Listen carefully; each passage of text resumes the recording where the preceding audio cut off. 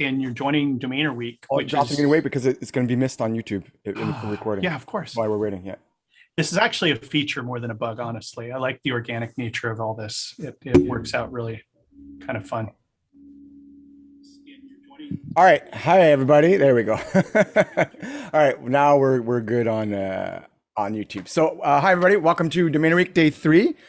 Today is a special day for me because my buddy Jothan Frakes, who's been super helpful with all the socials so far this year and helping me in ways you guys will never understand. I've been trying to build this what became a week. It was supposed to be a couple of panels in between the last two domain socials. That became a little bit more, and then it became a 9-day week with all kinds of panels in between. And I was I guess to say I was struggling to get some sleep and some food in me and walking my dog. And Jothan really came through and set up this special day 3 for today with a couple really great panels. So Jothan, thank you so much. I'll let you kind of take over the hosting roles today. I really appreciate everything you've done for today, for the last year, and for the last long time for the domain community. That you've done a lot of stuff in the background people don't know about, but you volunteer a lot and do a lot of work for ICANN stuff and a lot of other things that people don't know exist to make the internet work. So thank you on behalf of the it's a privilege. 3 billion people on the internet or whatever it is. Well, I'll take it away. Yeah, now my head's gonna be too big to do this panel. You notice it's growing as you talk. It's hey, so I'm delighted and thrilled. Thank you for keeping this going. This for folks who are joining, we have some amazing guests, and I want to get their names out there because I know that folks are on Clubhouse watching. I think if you want to watch this live, the URL to watch this live, if you want to watch it on YouTube, it's live.domainerweek.com, right, RF? Correct, yeah, live.domainerweek.com. And actually, if you want to see the schedule for the rest of the week, I'll flash it up in a second. Okay. But you can just go to domainerweek.com. It has my beautiful spreadsheet there that everybody seems to appreciate. Yeah. We have so my name's Jothan Frakes. I come from the domain industry, a few decades invested in this great industry. I'm joined by Stephen Deerhake from the .as registry, David Thornton from Domain Admin, who happens to be a non-executive director of Nominet, Kevin Kopas, who is the Chief Operating Officer of ShortDot, and Nigel Roberts, who is the CEO and owner of ChannelIsles.net, who are the operators of the .gg and .je registries. So for those of you on Clubhouse, that's kind of the roster. And then I'm joined, of course, by your standard Domainer Week and the Domain Social host, RF Mirza. And we're ready to talk for the next hour plus about domain names in the ccTLD space, in the ngTLD space, and some of the things that we've seen, and give good answers and some robust dialogue about this.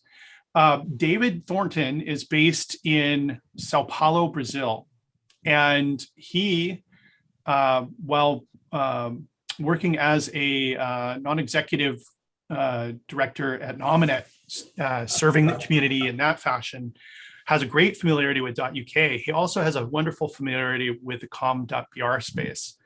And he is a fellow domainer, if you'd use that term, in the professional registrant space. So he brings in a lot of wealth and knowledge into the discussion, and actually takes that into the dialogue with his fellow directors in helping to serve in the .uk space. Stephen Deerhake has been participating with us. He's a familiar face to many of us who've been at the Domain Social throughout the pandemic, because Stephen's joined us throughout time. And Stephen participates in very, very deep levels in the ccTLD space. I've got the privilege of knowing, I hate the math on how long we've known each other. I think I could say that of both Stephen and Nigel, because I think I was half as old. And I'm in my mid 50s. So I have had the privilege of knowing these gentlemen for a very long time, and we've seen quite a lot evolve in the ccTLD space. But one of the neatest things about Stephen is if I ever have a question, if I get stumped, I can go to Stephen and he knows this stuff like off the cuff really well. So he's a great person to have as a resource, and he knows everybody. So Jothan, that means when I get stumped, I go to you and then you go to him? Yes. So he is... you can come direct, but yeah, no. Thank you, Jothan. You're too kind. And then Nigel is on the board of directors of ICANN. And he's there representing the ccTLDs in a group called the CCNSO that both Stephen and Nigel are part of. ICANN does not regulate ccTLDs. They've got sort of a voluntary participation that comes from the ccTLDs, and they try to harmonize rules, find ways to create good benefit and document things so that people understand how the system works. And Nigel's there on the board. He brings a lot of his background, as well as awareness and understanding of the ccTLD space. So Nigel also operates, as I mentioned earlier, .gg and .je. And we'll talk a little bit about .gg because it's getting quite a sizzle in the e-gaming, esports space. And it's actually caught the eye and attention and mention of a lot of folks in the domain investment community. So it'll be interesting to talk a little bit on that. And then Kevin Kopas, he has the wonderful position of being our ngTLD panelist. So I'll probably share that a little bit with you on if we field any questions related to the new TLDs. But Kevin is the chief operating officer, as mentioned, of ShortDot. And what ShortDot does is they repurpose and relaunch in innovative ways gTLDs that maybe dot brands are not continuing to operate, or they find new purposes in marketing for these. So it'll be a great discussion. And I don't want to spend half the discussion explaining what we're going to discuss, but I really appreciate you all joining us today. Jothan, just 2 seconds before we go, just give a 30-second or 20-second preview of what's coming afterwards, because some people might be listening in or watching. Oh, yeah, absolutely. Yeah. So after this panel concludes, the second stage of today, we'll be talking about blockchain domains. And so we'll be talking about Handshake, Ethereum domains. We'll have in someone who's very well recognized in the domain investment community, Chad Folkening, will be talking a little bit about Realty DAO and what he's doing on that platform for generating investment and a system around domains and being able to capitalize and resource domain projects using these. We'll certainly be talking about NFTs in that session, so it's worth joining in. So stay tuned and be part of the second part of this. And if you're watching on YouTube, I think it comes in as one big chunk, so it'll be about an hour and a half in. But I encourage you not to fast forward past what we're about to talk about now. Okay, so we've teased you out a pretty long intro here. I did want to give each of the panelists a quick opportunity to introduce themselves and to talk a little bit about what they do in the domain space as it relates to people who might be, I would anticipate that our audience is largely the professional registrant and domain investor space. And so bearing that in mind, I wanted to maybe start off with Kevin in the ngTLD space. I'll give you a little bit of a preamble that there was an anticipation that the new TLD program was somehow going to disrupt .com and the values of .com for investors. And from my perspective, we've seen the exact opposite, that the innovation in the new gTLD space has actually elevated the value of .coms, and that it's actually been more of a windfall that the new TLD program came than a detriment. But Kevin, can you talk a little bit about your perspective with the new gTLDs and some of the things that are interesting for investors that you see from your perspective. Yeah, so I've been in the domain space for about a little over 11 years now. I've worked at a couple different registries. I've worked at Radix, so I've been in the new extension side of the game, and I also worked at .org, so also legacy extensions.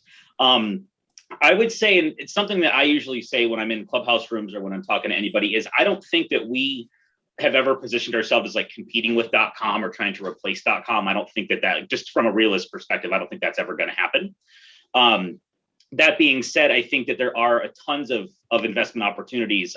Speaking about Clubhouse, because I know that that's how RF and I actually, well, maybe not RF and I met, but like through that a little bit was Clubhouse. There's tons of people on there that are seeing not only our extensions, but I know like Donuts has a couple like brand ambassadors that are popping into rooms that are really making it known like, hey, yeah, there's this awesome .com thing that's out there, and there's awesome opportunities on the drop. There are awesome investment opportunities, but with the new extensions, there's also a lot of more targeted or more niche investment opportunities. But I'm selling like our domain extensions, like as I'm talking to people in Clubhouse rooms, someone is like CFD, for example. I'm looking at my logos in front of me. Clothing and fashion design is how we branded that.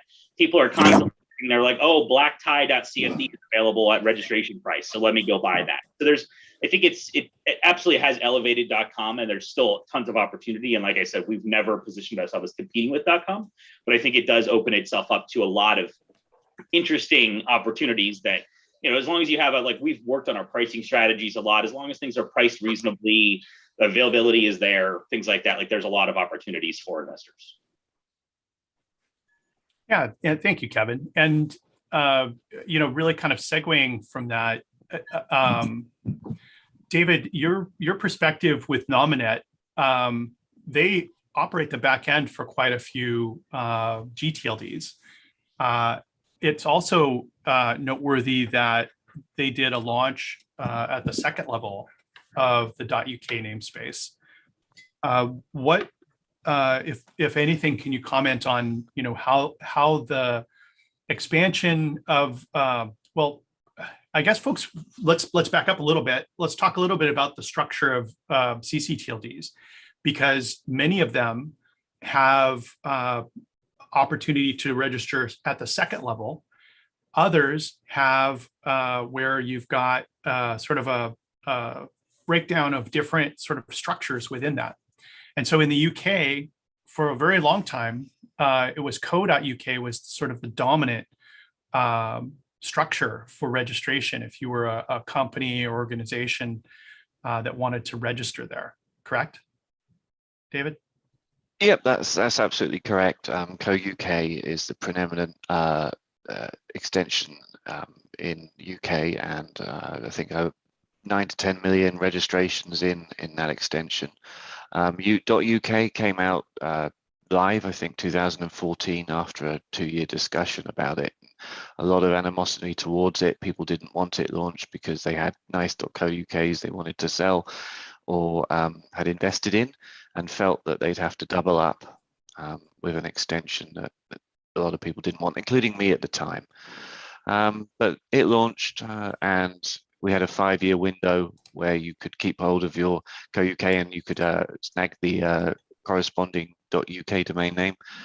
And then it separated properly in 2019. So any registration in .uk and any registration in any other third level extension under UK is separate. There's nothing tied. There's nothing linked anymore.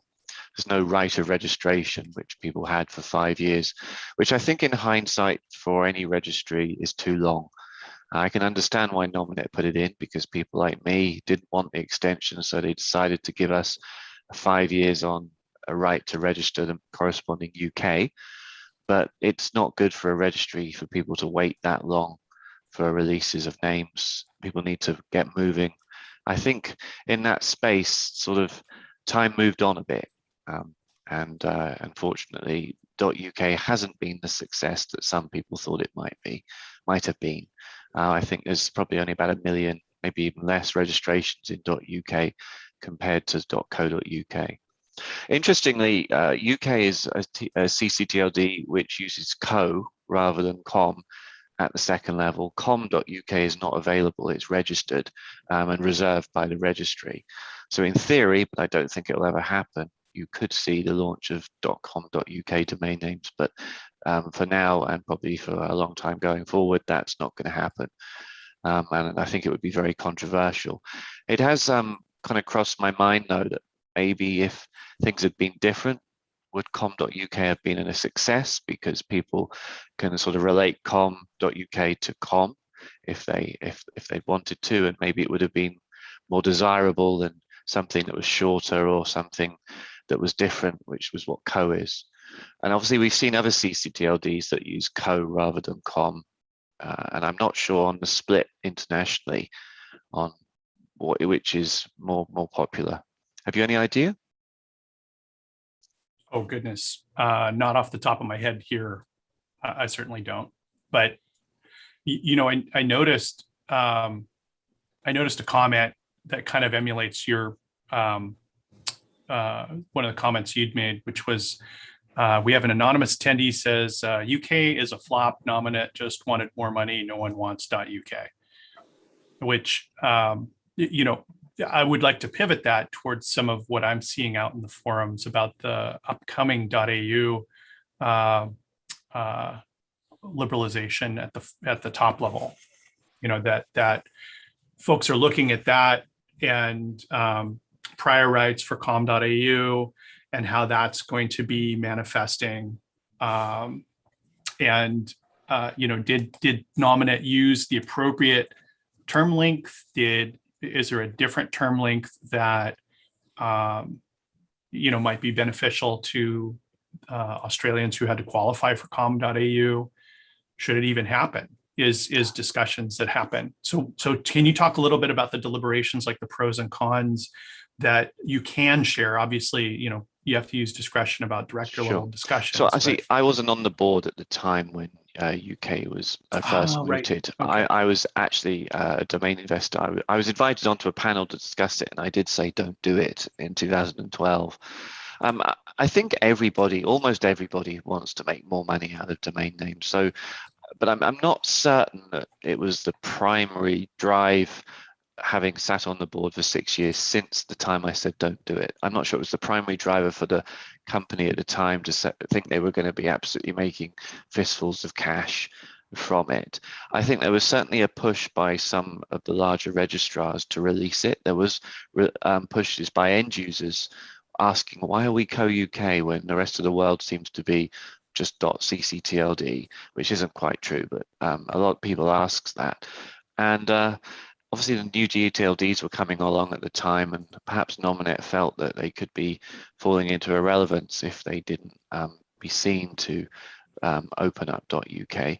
But it took 5 years.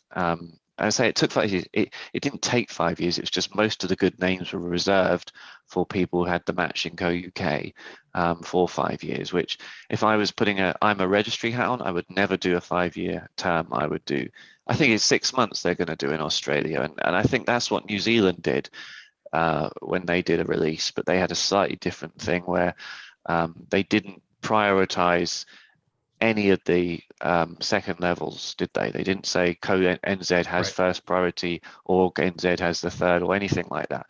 I think Australia is doing it by oldest domain, but New Zealand did if two people want it, neither party has it, and then it has to go to some kind of auction, I believe, or some kind of release, which I don't know how they managed that in the end. But that was kind of an interesting one. Perhaps that could have been a different way of doing it.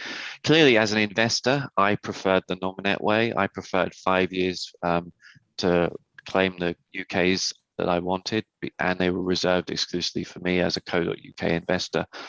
But you know, you wear different hats in this industry depending on where you're looking at. So it'll be interesting to see what happens in .au, and obviously the oldest registration will get priority in that case. So I see that Stephen had his hand up and wanted to respond, and then Nigel too. So Stephen, you had some thoughts or comments in and around this. Thank you. Yeah, actually, I was about to ask the question that David just answered with regards to .au and .nz.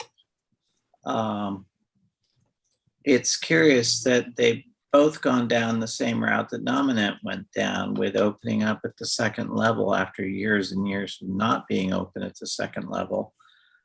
And they went about it in two really different ways, with the Australian model being, oldest first gets priority, and the NZ model being, it looks like they have to go to some sort of arbitration/auction. I don't know how that's going to work out. Perhaps David can give us more details on that.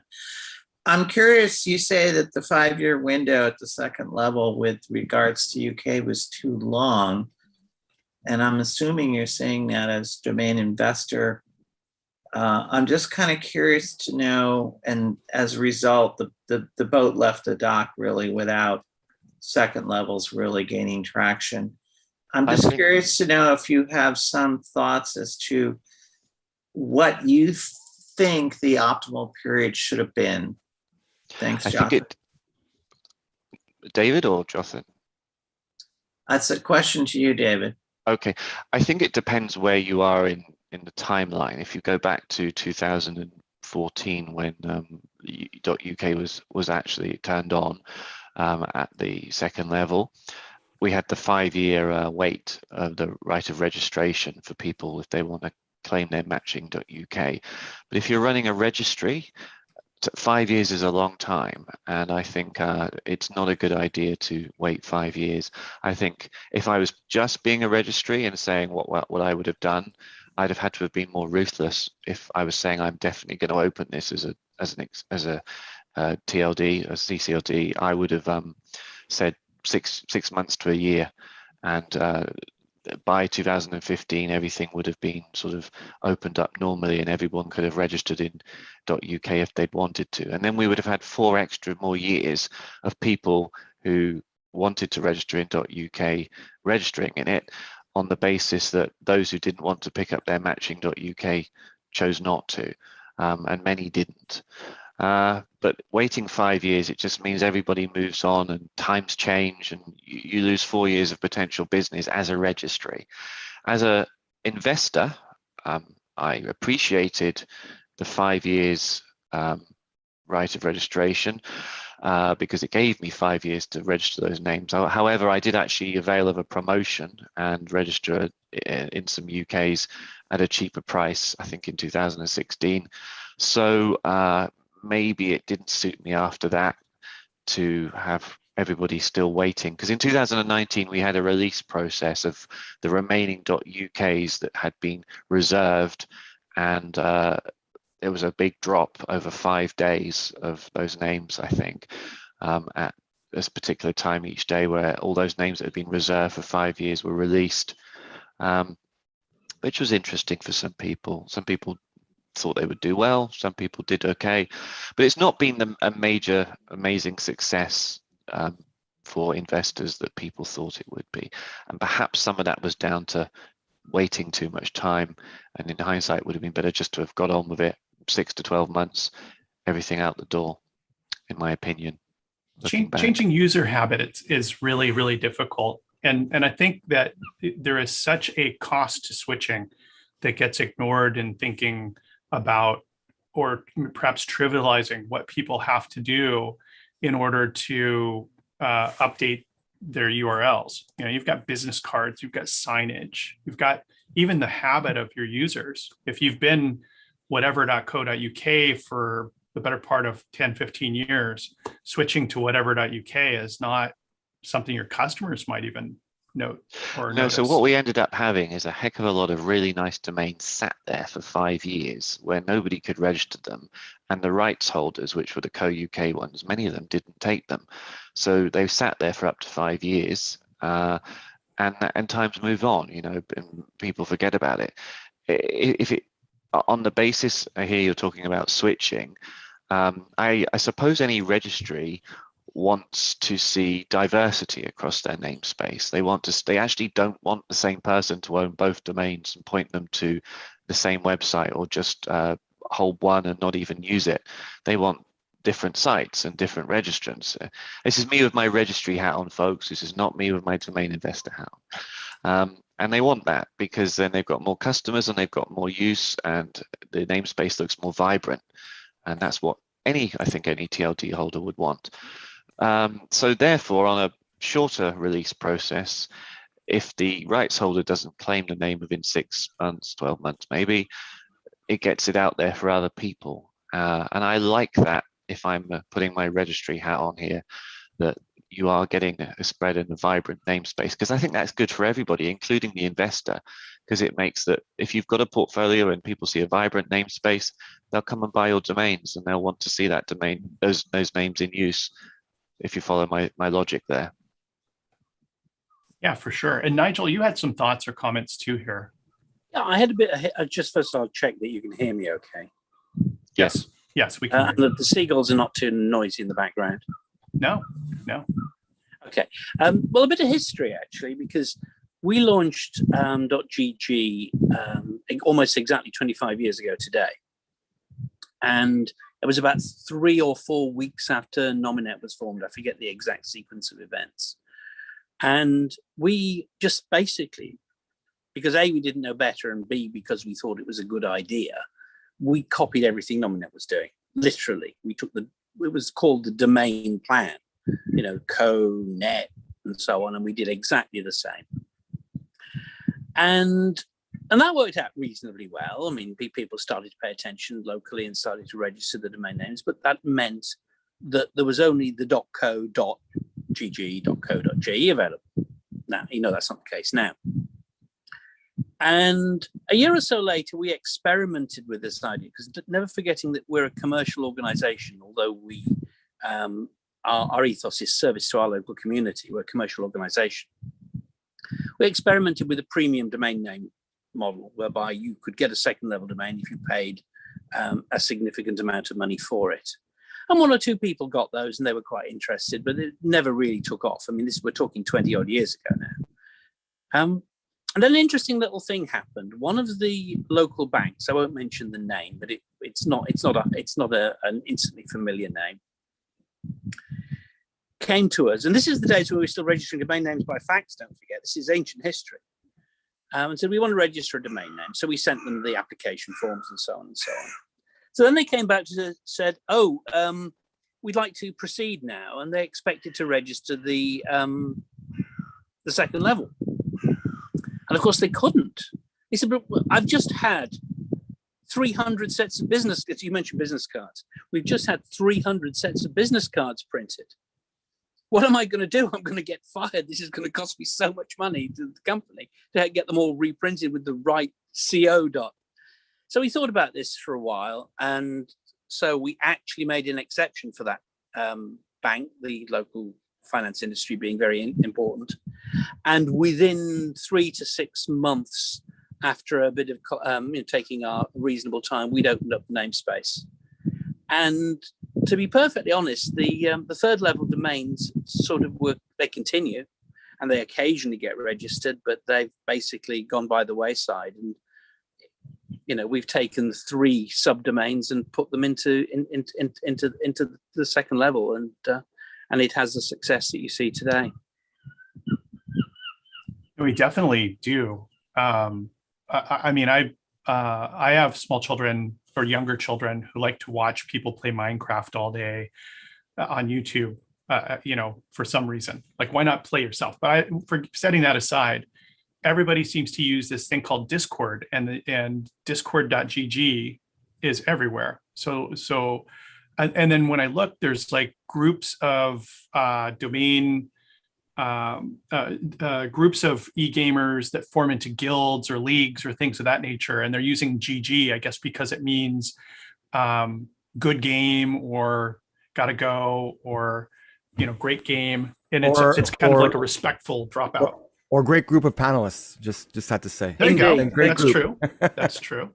Well, I mean, there's a real irony in this, and Steve just sent me a message saying that he thinks the seagulls accompaniment is hysterical. But I'm just sitting out on my patio, which is where we normally have the barbecues. There's a real irony in this, because and very, very few people, apart from a few close friends in the ICANN community, know this. I have a a weird connection to the very, very, very early days of computer gaming and multi-user gaming. And I was on the BritishLegends.com site only yesterday, logged in, and found that after 40 years, my gravestone's still there. It's really strange. But, perhaps you can explain a bit more of that, Jothan. Well, Nigel is a classic long-term gamer, I guess would be the way to put it. Like that's really old school creds for people. For folks in the US, it'd be like having a legendary score posted somewhere for the Oregon Trail game, you know, or you know, one of the rogue type games. You know, it's real street cred to have such a tenured post, which is May I ask pretty Nigel awesome. a question? Nigel, Yeah, by head. Yeah. do you feel you've kind of had a second wind really with this popularity of GG for a couple of reasons? Obviously, the gaming aspect, but also .gg I think is one of very few where there's 2 consecutive characters in the suffix in the whole of the list of extensions out there, and I think Chinese investors quite like that from the fact that it's quite exclusive in that respect. But when you obviously launched it, you didn't choose .gg. It was because it was Guernsey, and here we are. Well, there's a story 20 years behind later. that too. Okay, There's a so story here we are, behind that. 20 years later, with sort of second, third wins on the popularity, because your namespace numbers have rocketed in the last sort of five years, I imagine. I think that's because 5 of years things. is about right. I mean, there's a couple of odd stories coming out of what you just said. Okay. I mean, certainly there was a big interest from Chinese investors about the beginning of 2016. And that was quite welcome too, because lots of those, as you know, are numeric in nature. So that doesn't clash with the local use. That kind of got punctured a little bit when the MCIT started worrying too much about having to have licenses to use them. And although there's still some hardcore Chinese investors out there, that shrank again. The gaming stuff's just organic. It's caught us totally unawares. We have not promoted it in any way, shape, or form, particularly, as I say, given the irony. But the history of GG as a choice is because it was the only one left. I mean, we're one of the only about 3 ccTLDs that existed before the ISO code existed. The GG was created in 1996, and GG as the ISO code for Guernsey was only entered in 2006. So effectively, the government reversed the internet country code into the ISO list.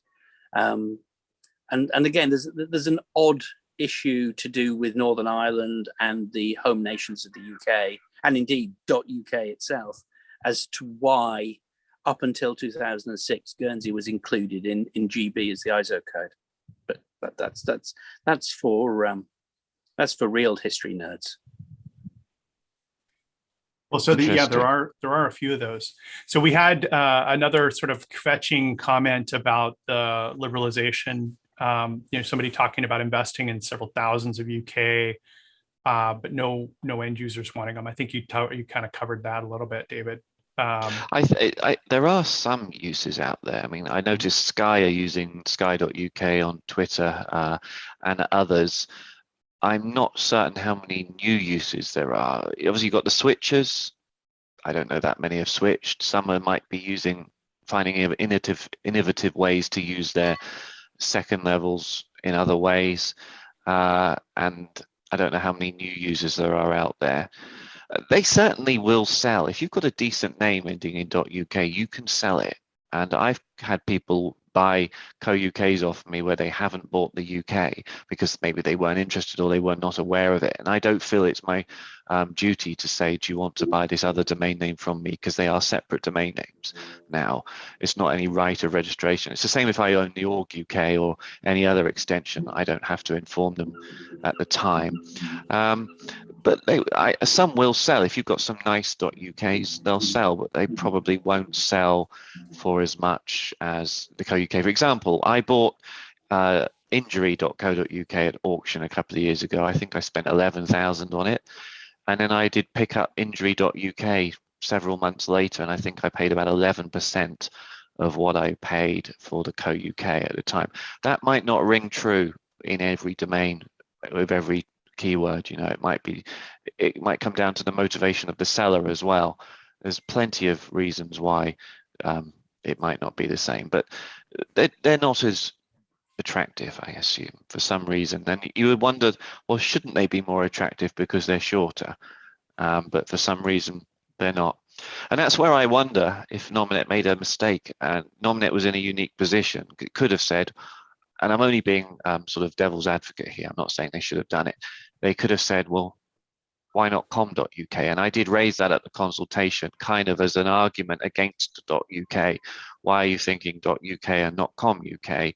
Because I wonder, and I can't prove it, I've got no studies on it, whether com.uk would have been attractive or considered attractive because of the com element. And people would have gone, oh, I can't get my com, but I can get a com.uk. See, the UK is a unique, it's quite unique in this respect, in that we have a high percentage of .com use in the sort of home marketplace. I think it's not 50%, but it's not far off. We have a viable competitor in our home market compared to possibly other countries where the ccTLD is much more prevalent. And therefore, I wonder if you are a British company and your idealism is to get the com because then you want to appeal the biggest and international, because people have this perception that com means you are the biggest and the greatest, and co.uk is sort of like a slight second in that respect.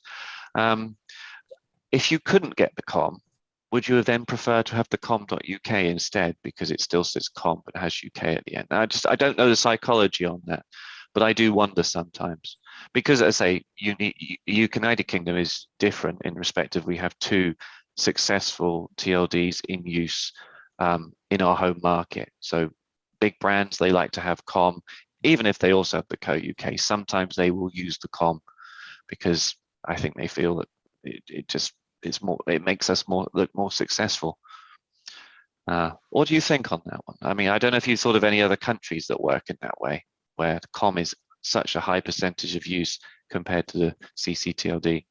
I personally think where Nominet may have gone off the rails there with going to the second level is that they did a great job with co.uk for how many years? A lot. And I instinctively, if it's a UK domain, I put in the CO in front of it, period. Just knowing that that's where it's going to be. And I think they came too late to selling into the second market, the second level, rather. And from what you're discussing, it sounds like that's may well be the case, where they were, particularly with the 5-year window, that really slowed the rollout. Yeah. That just kind of left them high, the boat left the dock and they were still there. And don't do it. If you're a registry, don't do a 5-year window release. No. Well, we do second level with AS, and we've kept our 1 and 2s, and we're about to see what we can do with the 1 and 2s, because we're getting interest we've never experienced before, expressions of interest with regards to the 2-letter and 1-letter domains. So Nominet did release its 2 and 1 character domains in 2010. It had an auction for them, which people could participate in. So that was after a lot of people expressed interest in getting shorter .co.uk domain names, but I don't see a huge number in use either. I think a lot of them just got picked up by investors, and potentially they'll take a long time to resell them. They might need to sell 1 a year to pay their bill back, though. Who knows? So we've been talking a lot about .uk and sort of the, I guess, liberalization or launch. I mean, one thing that's been very interesting to me is to look at the diversity of these. So some countries have com.ccTLD, some countries have co.ccTLD. Sometimes there's a third party that owns the they went in and registered co or com within a ccTLD, and they run it as an entirely disassociated entity from the registry itself. In the Netherlands, somebody owns co.nl, and it's not the same as SIDN, who are the ccTLD operators. There's a com.de in Germany that runs similarly. And so, knowing and understanding the association between those is sometimes helpful too, because it'll be governed lowercase g by a different set of rules. I want to come back to like the allocation thing, because I think that's actually kind of keen for people who like to invest in domains or look at this space. That so Nominet, in liberalizing at the second level in UK, used a 5-year window, and in the case of the upcoming liberalization of .au at the top level, they're looking at a 6-month window. And there's other attributes, as mentioned. There's going to be the who owns what existing strings during that period, and what the date of registration was, if there is competition between them. I saw it interesting, and I'll cover this in the next panel in about an hour's time here. There was a blockchain project called Handshake that launched TLDs, and they used a very, very interesting technique rather than a land rush, where there's just a thundering herd of interest at the very front end of a domain TLD launch, that there was an allocation that was algorithmically designed to evaluate the string at the second level, or the string, and it used an actual algorithm and stretched that out across a full year. So could you imagine a land rush that lasted a whole year? Was that good, bad? Was it more equitable? You still would have each term would auction, but it would kind of spread out, so you didn't have that same thundering herd effect at the very front end. It was very interesting to see that play out, or if that would play out. And Kevin, you've launched some ngTLDs, some new ngTLDs. You've now got 5 or 6 that you've launched, and so you're starting essentially with a blank canvas, and you can kind of define what these are going to be. Can you talk a little bit about what those are? Yeah, so when we're launching, we basically are, like you said at the beginning, we're acquiring extensions that some of them were closed extensions, like .bond was a closed extension for the Bond University in Australia. A couple of the others were already wide open extensions, but they just weren't launched yet. Like all of our 5 extensions started with like one name in the zone or a couple names in the zone. So we basically take it from the ground up. We do the normal obviously we're bound by ICANN rules, so it's a little bit different. I'm a little envious you guys get to sell like emoji domains and some other really cool stuff that I'm not allowed to sell. And I actually have people ask me for emoji domains. That being said, so we start with the normal sunrise period where you have to go through the TMCH and, have your trademark and all that stuff. And then we do usually we're starting with like an EAP phase. So it'll be a decreasing amount to walk through the door and register a domain for the first, like, let's say week or 2 of launch. And then we go into normal GA. One thing I wanted to touch on there too, David, a while ago, you mentioned like when they launched .uk that Nominet thought it was going to be like this big, windfall of all this money coming in. It was going to be great. And I will say from the new extension, I think it's where we are very similar to country code extensions, is that I will be the first one to say marketing any new extension, I don't care if it's a country code extension or if it's a new domain extension, is one of the hardest things to do. So, I mean, it's not like if you just launch an extension, it's not like if we build it, they will come. It's if we build it, we have to go market it so much, throw it up on billboards, let people know it exists, let people know what it's for, let people know that it's this cool, sexy, like, and again, I love the CFD logo because it's made for the fashion industry. It's like got this cool, sexy logo. Like that's not just because we put that out there doesn't mean that it's going to grow. So sounds like that needed some help on that. I think the registrars probably, some of them hoped it would be a cash cow for them. And obviously you've already got your existing registrars that selling co UK, they can just put UK on and everyone will buy it, but that isn't going to happen if you've got a 5-year rights window and you're registered and you've blocked off most of the decent names that match the co UK. So yours is a completely brand new extension. You have to tell people it exists and why they should register in it. It's totally different. Yeah. I think I remember I see Kevin taking a drink. I thought it was a Coke can. It made me think of Coke Zero when it came out. That I think, .uk kind of turned out to be the Coke Zero of the product line. That said, though, there are people who are interested in it and like it. I mean, I'm an enthusiast of that space. I like when the TLDs launch that they do give some sort of equitable access. I notice ccTLDs, many of the ccTLDs have avoided premium categorization of the inventory, aside from maybe the string length. So I've seen ccTLDs identify that a single character, 2-character, even a 3-character may be in a different sort of pricing tier category, but they're not specifically going and picking names and saying this will be premium priced. Do we see that might be something that evolves in after seeing that manifested inside of the gTLD space? Just a tiny little bit of history. me.uk, you might be aware of me.uk. It's a little known extension that launched in, I think, 14th of January 2002. I remember it's my birthday. And at the time, you look older than being born in 2002. Yeah. I am a little older, but it's the same day. Oh, okay.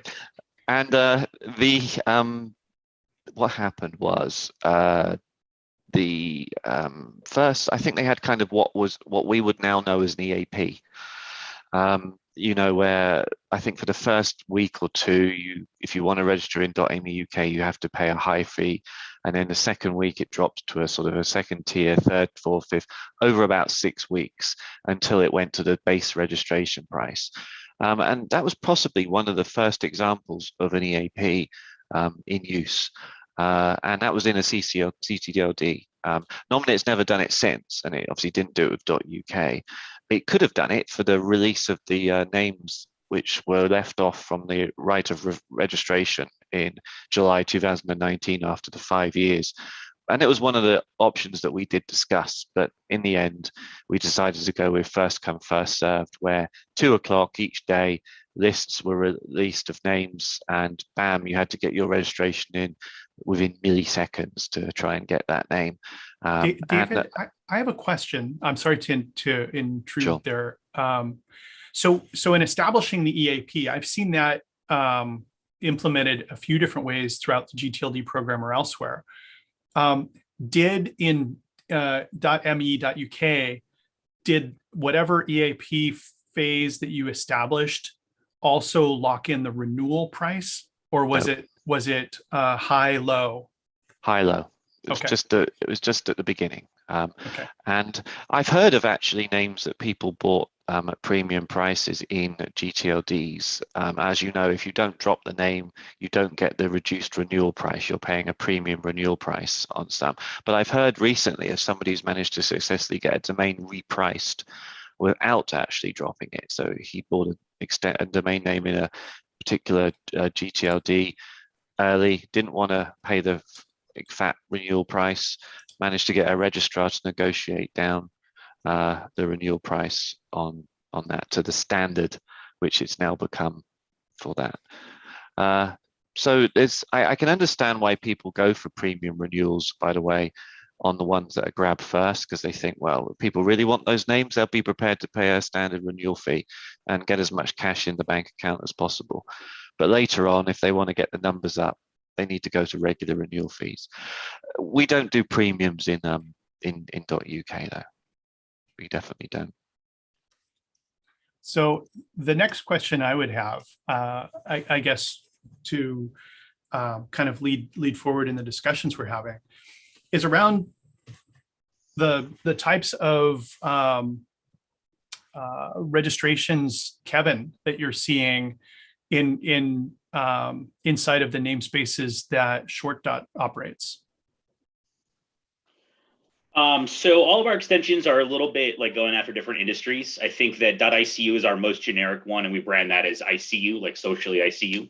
Obviously, the first thing, or maybe not the first thing, but one of the first things a lot of people ask about is like from the hospital angle, it means intensive care unit. And I think that obviously is one of the most international meanings, but we wanted to make it a little bit more generic, a little bit more fun. So we're seeing a lot of like personal blogs, a lot of personal like developers will register .icu domains, and you'll get like a portfolio built, and it'll have a link to their GitHub and their LinkedIn and like a digital resume type site. I think one of the coolest things that I love about owning multiple domain extensions is that you have this marketing idea inside of you of how you're going to do it and what you're going to do with it, and what shows you're going to go to or who you're going to target, and then you'll see people take it in this totally different directions. Two examples there, and I don't want to like this to only be about my extensions. I think this happens with every extension, but with ICU, some people were registering it, and someone actually launched a crypto coin on it as an initial coin unit, I think is what someone was branding it as. And that was something like we've launched .icu, I think it was close to about 3.5 years ago now. I'll be with the company in 4 years in October. It's just really cool to see that go in different angles. The other thing was when we bought CFD, it was, I don't remember exactly what it stands for, but it was like a finance term, and it had a negative connotation to it. Yeah. So we were in a team call with our marketing team, and Ishan on our marketing team was actually the one that came up with that. I'll give him all the credit. He was like, well, what about clothing and fashion design? And that was something that, like, we have no knowledge. I'm not a fashion guy at all. I wear a gray t-shirt and jeans and boots every day of my life. And for him to be, there you go. Yeah. For him to like come up with that. And then now to call Clubhouse out again, in the Clubhouse rooms, we're seeing people connect with that so well. And then people are listing their CFD domains that are fashion oriented on sites like Dan. There's a lady that I'm thinking of. Her name is Vanessa. Sorry to call her out like that, but she is in California. She registered quite a few .cfd domains, and those are actually, so I think she is black tie or something. I forget exactly what she registered, but some of those are actually her highest traffic domains on Dan.com that she's listing for sale. So it's really interesting to see like what's going on. And across all of our extensions, you can go to our corporate website, short.bond, and we have it like in the live site there, or in the live page, in the wild page that shows live sites. But it is just really fun. We do all this work, and I'm on the policy side. I'm working with some ICANN stuff. I got my hand in multiple aspects of the business. But when you actually lift your head up out of the trench and you look and see how your extension is being used, it's really fun, and it's an exciting process. Well, so the interesting piece in all of this is the launch and innovation. I mean, people can take and repurpose strings. I mean, obviously Guernsey Island, GG. Who would have ever thought, 25 plus years ago that would ever be tied to e-gaming or esports? Right. And AS, Stephen, you've seen quite a rise. I think you've mentioned that on a few of the socials in popularity with .as. But that's AS is actually a term used in a lot of Nordic countries as sort of their Inc. or kind of equivalents of LLC or Inc. It's sort of a company standing. So there's such an interesting repurposing of these that the TLDs almost become used in ways you hadn't anticipated. .me, right? As sort of a social, .tv, Tuvalu, when they got that, they really sort of had a serendipitous benefit for the islands when they received that has become, sort of an online streaming, and FM, Federated Micronesia, but folks use it widely for podcasting and radio. .tm Turkmenistan coming out Absolutely, in the late David. 90s, but then they went a bit crazy and blocked all the registrations because I think they were quite a religious country, and there were some profanities in the extension that they didn't want. So people got kind of grandfathered in for years, and then that kind of probably messed up that extension as an attractive one, because it was messed up. I mean, it was launched by NetNames back in the day. I was there, so I was around for that. Me too. And it worked brilliantly for about 2 years, and then it kind of went off the rails. But I love this story, Stephen. I love this story because there's a funny anecdote with this. It's that the community standards, this is the story that I heard, was that the word pizza in the local language is the same as a lady's baby door, slang. So like meow, meow, if you understand what I'm saying, I won't say it out loud, but basically that was part of the grounds was community standards for the redelegation to the new party. And to cite another example that you cited Tuvalu, there's the classic and probably the oldest is NU, which in Swedish basically sounds like new. And that's where, in terms of, repurposing a domain, it ended up with a lot of Swedish registrations of, individuals, not corporations, but individuals because of I it. also remember CD, although that's not as popular as it was, obviously. FM as well. Interesting you mentioned CD, but I mean, you mentioned all these domains from the 90s, and I remember some of the characters that were involved. And I mean, for example, we talked about com.uk earlier on. I mean, that was the origins of CentralNic. No, you're thinking UDay. What you're talking about is UK.com, I beg your pardon. Yeah. Yeah. And you'll probably also remember UK.co, which was Bob Fox, I think. And that was redelegated by the Colombian registry very quickly, and he lost his whole business within a short period of time. That was UK.co. Yes. Yeah, UK.com is a pseudo. CD was a guy who was actually a real diplomat. Okay. And what country is that? That was Chad? Germany. No, CD. he was the German ambassador. CD It's is an African country. That's Democratic Republic of the Congo. Is it? I don't know. I thought CD is the I don't know Congo. which it is. Is it? Okay. It's one of these African countries anyway, and they were very expensive, I remember. Yeah. It's interesting to see how out of a lot of those entrepreneurs and those particular startups that you have the seeds of today's. I mean, Stephen mentioned net names, and I mentioned CentralNic and Key Systems. They're all still with us today, having grown and evolved. Sure. There is so much opportunity in our space, and I think that what's very interesting to me, and why I'm so delighted to have you all here on this panel, is that the opportunity space that is often the less fished rivers and lakes is in the ccTLD space, and is often really rich bounty there that if you haven't as an investor explored. Part of the reason that I give so much credence to these discussions is really to help people identify and see opportunities. There's so much going on with com and mainstream that when you start to get just a degree of separation away from that and you start to investigate, you see so much rich opportunity out there. And I think it's important to keep that in the forefront of your mind. But it is different. It's you can't apply the same rule sets. As you go from ccTLD to ccTLD, the rules can be very different because they're not set globally by ICANN. They're actually set individually by the ccTLD administrators. Often they're chained to either privately operated organizations. They're often tied to a university or even the local government are operating them. And there's just so much diversity inside of that space that you have to really, really be sophisticated as you approach those markets. But they are rich with opportunity. A good example of this is, David, you've done investment in com.br. And that's a very closed market, but it's a very big market. There's 4.8 million domains. I've just got the statistic page up, registered in Brazil. And 92% of that is com.br. There's no second level. There are a few reserved second level registrations there, but you can't register a second level yourself there. So say 92% is com.br.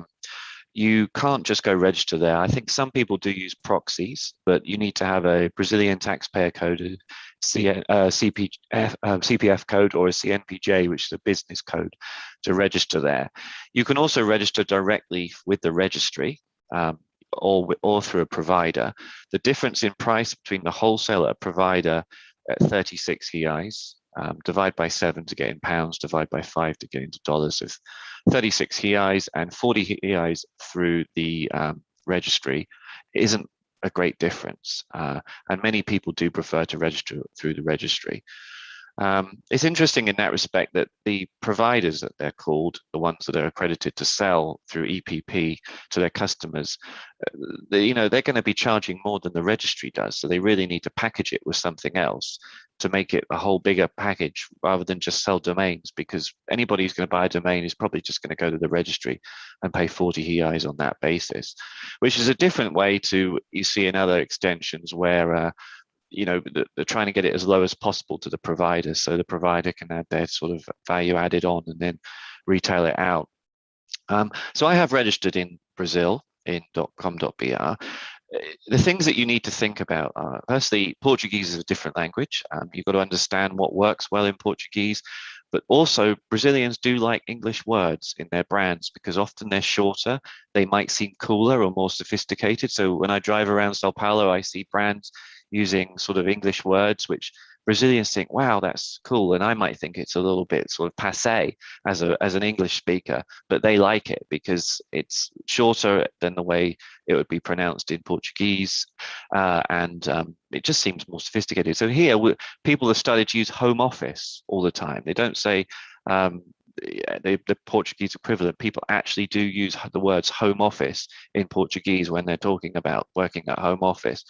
So you've got to know what works in Brazil and what sort of works with the culture here. And that's a bit of an art in itself, because you could make mistakes, I suppose, not understand the subtleties of the language sometimes, where there's two words that kind of mean the same thing. Also, Brazil has an interesting release process. Are you happy for me to talk about that? Sure. Can we come back to it though? Because I see a question. Sure. I see a question about the general ccTLDs, then we'll come back to it. So okay. Jason Eisler has asked, can individuals own or be a registry for ccTLD?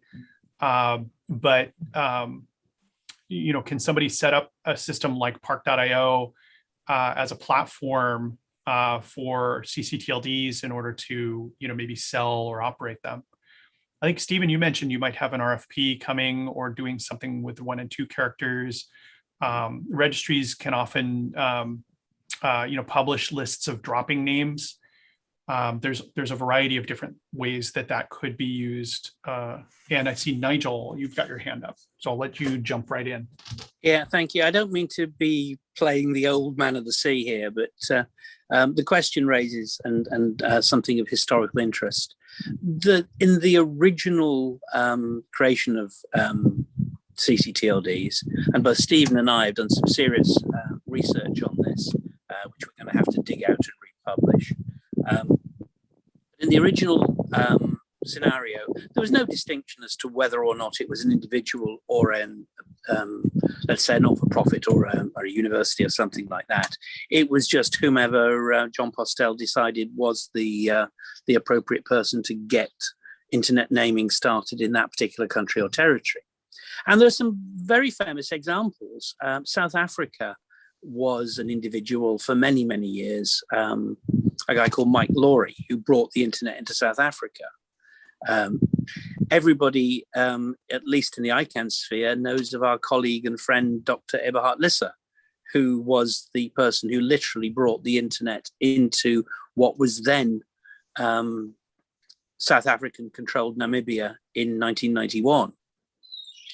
I don't think there's a single ccTLD left where the registrant or the what used to be called the sponsoring organization is an individual, but there's no technical reason why not. So I'll leave the Park.io question for maybe Stephen to deal with. So folks, you can hear seagulls in the background with Nigel Roberts. He's literally in the Channel Islands. Can you just tilt your camera just a little bit so we can flex on the view you have? Literally, that's the ocean behind. That's the channel behind Nigel there. It's the English Channel. For those of you who are viewing. For those of you on Clubhouse, you can view this at live.domainerweek.com if you want to see some of this. But the reason you're hearing so many seagulls behind Nigel is I think they're the residents, and then there are visitors who are the actual citizens. it's a pretty good demographic you have there. The seagulls are actually quite annoying. I mean, for example, a common scene in London, you might put your rubbish out in a black bin bag. We call them black bin bags. You probably call them trash bags. You can't do that here. If you 5 minutes after you put a black bin bag outside, it'll be ripped open. It used to happen to me in Southsea. I used to live in Southsea in Portsmouth, and they were all over the road. It's a pretty big problem. They're quite aggressive, actually. And they wake me up. They jump up and down on the roof above my bedroom. I'm waiting for one to poop on you. Don't start. Shall I show you my car? Whenever I wash my car, that's what they do. I got pooped on by one. That's good luck in some you cultures. did, didn't you? Yeah. For the benefit of the viewers and listeners, Stephen came to visit us about 3 or 4 years ago now, wasn't it? Yeah, it's been a while. So We got a question from David about what happened in .bg. Do you remember it got redelegated at least once, and there was a bit of a problem with the names kind of getting grandfathered for a while, and I think somebody ran off with a registry database. I'm not quite sure. Does this ring a bell with anybody? Hang on, which domain are we talking? British Virgin Islands. BVI. There is a report that was produced by the IANA that's published on the ICANN website, which I will commend you to if you want any information about Fiji, British Virgin Islands. Fair enough. I know it sort of went between two different people for a while, and there was some arguing who ran it. This was about 7 or 8 years ago, I think. Is that about right? That's about right. Yeah, I think that might be the case. Well, what's interesting is that you can follow the squabbles of all of the various ccTLDs. I mean, one of the things that is really interesting, there's a new gTLD program that is kind of in a perpetual pause where people should or could be able to apply. It's called subsequent procedures inside of the ICANN world, and you can kind of follow that. But I liken it to naming your dog Stay. It's come here, stay. Just as soon as you think it's going to move forward, some new things come up that keep it from moving forward. But as part of that process, that creates opportunities for registry operators, and there's a big, robust business of registry service providers, people who offer backends.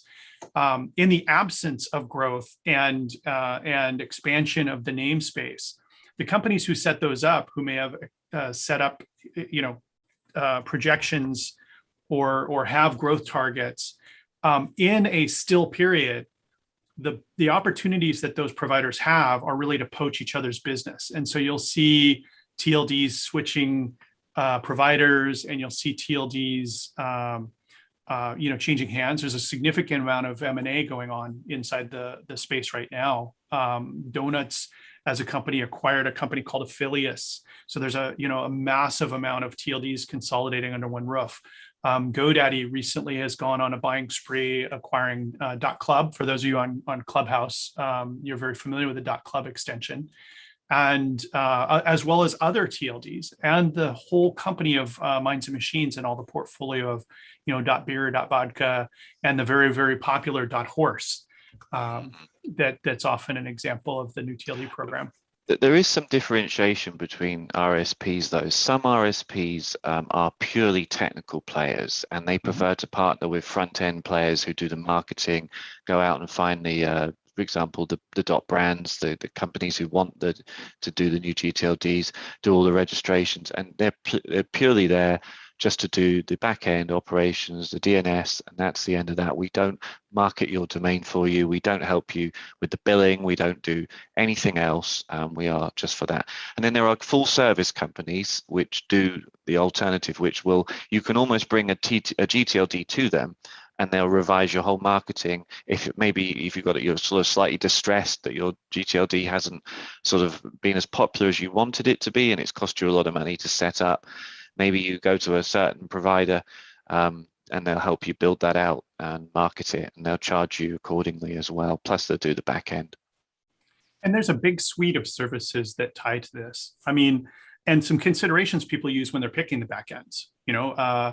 as an example, there are systems like Coca or Fred, Nominum that Google have that are sort of a registry platform that you can establish and even set up your own backend.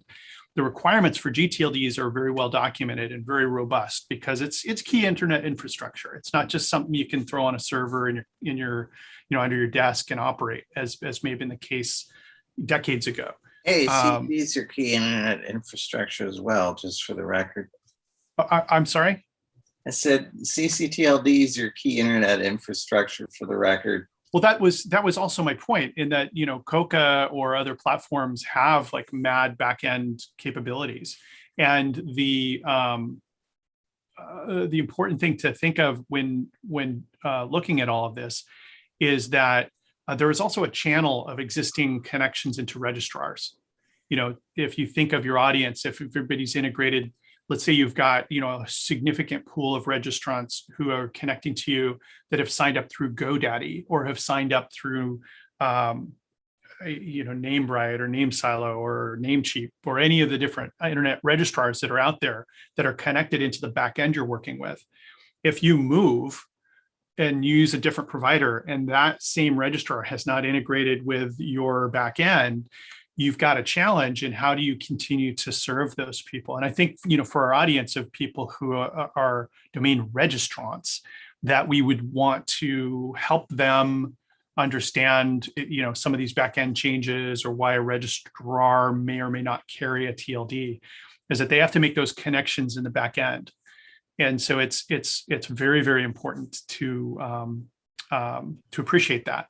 So as the backend providers are moving things around, or as these are changing hands, I'll put on my registrar hat because I own a little boutique-sized GoDaddy called Plisk that I have to think about all the EPP and the connection stuff and setting up financial and legal and all kinds of other relationships with a registry as that goes. That's true of many of these. So I think Short Dot, for the most part, if not entirely, those are available on the CentralNIC platform. And I think for AS or for GGJE, those are on a platform called Coca, where you can, if you're integrated with that, then you can connect and talk to those different systems as a registrar. And Nominet themselves have a whole platform that's EPP based for .uk, and they also operate, I think, Cameroon and Wales, as well as a few others. So it's important to think about, who you're connecting through, if those changes are coming and what those look like. Taking off my registrar hat and just thinking as a customer, you want to make sure that, as those change, does it put you subject to GDPR about data? Does it, all kinds of things that might affect you as an end user, what you must do. Nigel, you have your hand up. Yeah, just a little, because we've had this cause a little bit of confusion in the past, is that .as, .gg and .je run on the Coca software. They don't run on the Coca platform, which runs about 26 other ccTLDs run by Coca themselves out of a NOC in Paris. We're run out of the Channel Islands, so that those three. The only reason I say that is that very occasionally we get people contacting Coca complaining about us, or contacting us complaining about Coca, and we use the Coca software, and it's very, very good if you are a small to medium-sized TLD, and there's a lot of effort gone into making it ICANN compatible, so it's perfectly suitable for gTLDs as well. So there's the commercial for Garth. I think there are some gTLD that are running on the Coca platform. I know .rus, the Cyrillic IDN gTLD from the new gTLD program is running on there. I think there's a few others. But Coca, I think it operates almost 70 country codes, but only 26 of them directly, and then people kind of download and run their own licensed software. It's like you're doing, Nigel. So like I know like Peru and Cameroon and Kenya and Nigeria, I think South Sudan. I mean, I could rattle off quite many dozens of these that are on there. And so what that means is if you're integrating into one backend, the code might be clonable, but the connection won't give you access to those other TLDs. So you'd be able to say, okay, I can copy that code, but I've got to make a connection somewhere else and make that happen. So as people are making decisions on things, and I'll talk a little bit about this in the next session with the blockchain stuff, all of a sudden folks have these Handshake TLDs and they're looking for ways to run those. And they're setting up registry systems and want access to registrars so that people can come in and register second level domains on those alternative namespaces. So that'll be interesting to see if that creates opportunities for some of the registry service providers that are out there to have an addressable market. We won't be able to have them into the panel next, but Namecheap, actually in Circa and some of the other ICANN accredited registrars are actually starting to introduce some of the blockchain names in addition to some of the ICANN root or ICP3 names. So as those start to expand out, being able to run a registry backend or offer things into a registry backend, when there's no new TLDs coming out through the ICANN process, it's like the innovation routes around it, into the blockchain and in the ccTLD space, whether it's .au liberalizing or in other ways. There's all kinds of things going on in the space. Now, Nigel, we touched a little bit on some discussions in and around Scotland. And I understand there is .uk, but there's also a .gb. I've always been curious about that and its origins and why that structure's there. Maybe David, I don't know if you can talk towards that, or Nigel, you can talk towards that. But I've always just been curious. I'll give some history and maybe David can talk as well. Go on, Nigel. Actually, I'm not that familiar with it, but I know .gb is sort of reserved for the government, isn't it? Here, it's not allocated. It's a lot more complicated than that. No, it's not reserved for the government. It's reserved for, I think it was Louis Teuton. Anyway, I'll come back to that in a second. Okay. You want to wind back to about 1991 or 5 or something like that, and you have to understand the difference between the ISO 2-letter code and a ccTLD, which, if you want to call it, it's a dot followed by the ISO code. And the ISO code for the United Kingdom of Great Britain, Northern Ireland, the Bailiwick of Guernsey, the Bailiwick of Jersey, the Isle of Man, I think I've not missed anybody out, was GB. And that was from the start of the ISO code in the 1970s up until a few years ago. And there were some political reasons for that. People didn't want to, well, the government could have quite easily lobbied ISO to have different code for Scotland, Wales, England, Northern Ireland.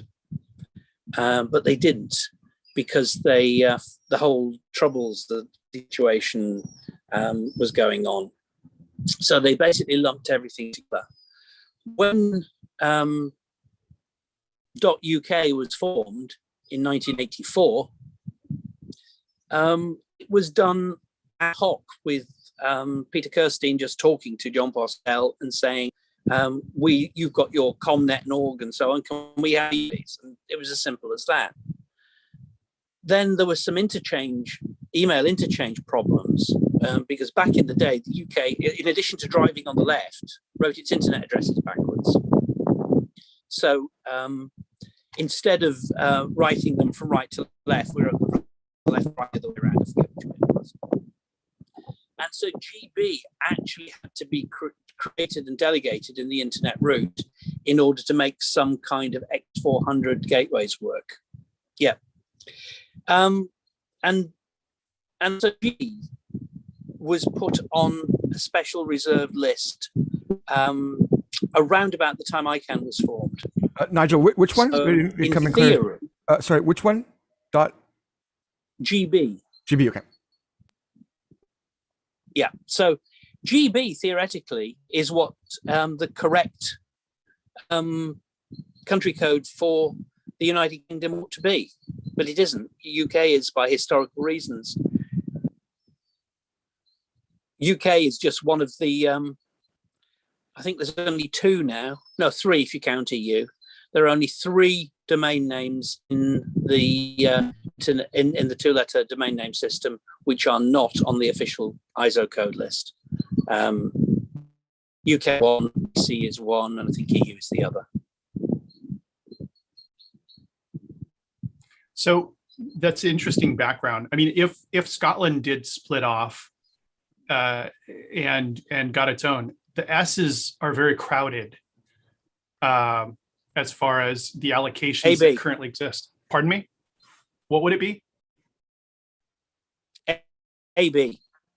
AB. AB, if I make my guess. Like Alpha Bravo? Alpha Bravo, AB. Okay. Alba. Yeah, for Alba. Oh, very good. Okay. And the other thing is, there was some question asked earlier about what would happen to UK. Well, you just look to 1922. What happened then? The name of the country changed, but it was very similar to the previous name of the country, so it carried on being called the United Kingdom. And the same would happen again. If it was United Kingdom of England, Wales, and Northern Ireland, .uk would carry on. If it became the Kingdom of England and Wales, maybe it becomes .en, and ICANN's retirement policy, shout out to Stephen, kicks in. I think I think UK in that instance would go the way of .su. Yeah. Well, the reason that this stuff is interesting is that when Yugoslavia retired .yu, it split off and became Montenegro and Republic of Serbia. So we ended up with .me and .rs respectively in the ISO codes, and that in turn gave way to the very popular .me string and the .rs TLD. And so as these changes and structures happen, that sometimes will crack open a new ccTLD space, and sometimes there's some good opportunities there. So that's part of the logic in following down the path of this. David, I cut you off earlier when you were talking a little bit about the .com, .br, and some of the opportunity space there. I wanted to mention that Nominet, I'd always thought that Nominet did a great job in allocating those where they would have direct customers, and then those who would go through the reseller network or registrars and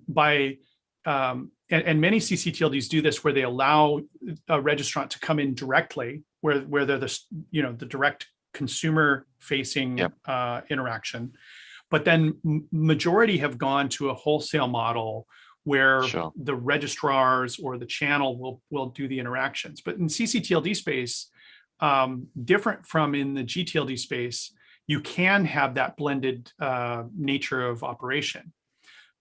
In Nominet, they charge a lot more for a direct relationship. If somebody does want to interact directly with Nominet, they pay a lot more. And then the costs are much lower in the wholesale to allow for the channel to compete. I thought it was very interesting that that in Brazil, that they would do the opposite, that it's actually less expensive to go directly. That puzzled me, and I wanted to hear you talk about that a bit. The price differentiation is negligible, really. Okay. It's about £1, or half or 50 pence, or whatever that is in dollars. So we're talking difference between 36 HEIs and 40 HEIs if you go wholesale versus retailing through registro.br directly. So really, to be a provider, and GoDaddy and Local Web are some famous Brazilian providers here that sell directly, you need to package that domain name with something else, and then obviously charge more to make it worth your while to be bothered to be a provider anyway. I can't say why Brazil chooses to do it this way, and in fact they probably haven't always. It might be that they've brought in being able to go direct later on and decided to do that for whatever reasons there are. Some of these sort of policies and the ways they do things in Brazil is a bit antiquated. For example, you still have paper-based transfers. There's no online transfers between. If you want to change your domain's registrant, you have to go via the registry and do some kind of form filling and get things notarized. So it's not an easy transfer process there. One of the things that Brazil does as well, which I'll talk about, is the release process on domains that have been expired. they have an auction process. So what happened, but it's not a standard auction where everything goes to auction. I'll try and explain it without overcomplicated, but basically if 2 or more people express an interest in a domain name, by the way, there's a list published every month. There's one list published every month of everything that's going to be deleted. If 2 or more people express they're interested in the name on that list, it doesn't get released. It goes to the next month. The same happens again for up to 5 months. If 2 or more people are interested in that name, then it would end up going to an auction. But if only one person's interested in that name at any point in those months, going through the 5 months potential target, they get it for the base price. So what it does, it allows people to get names that probably only they would be interested in if somebody had held that before for whatever reason. It doesn't force every name into an auction whereby somebody might come in and go, oh, someone's bid on that, I'll bid it up and I'll win it, and then I'll try and sell it back to them for what I paid plus a bit of profit.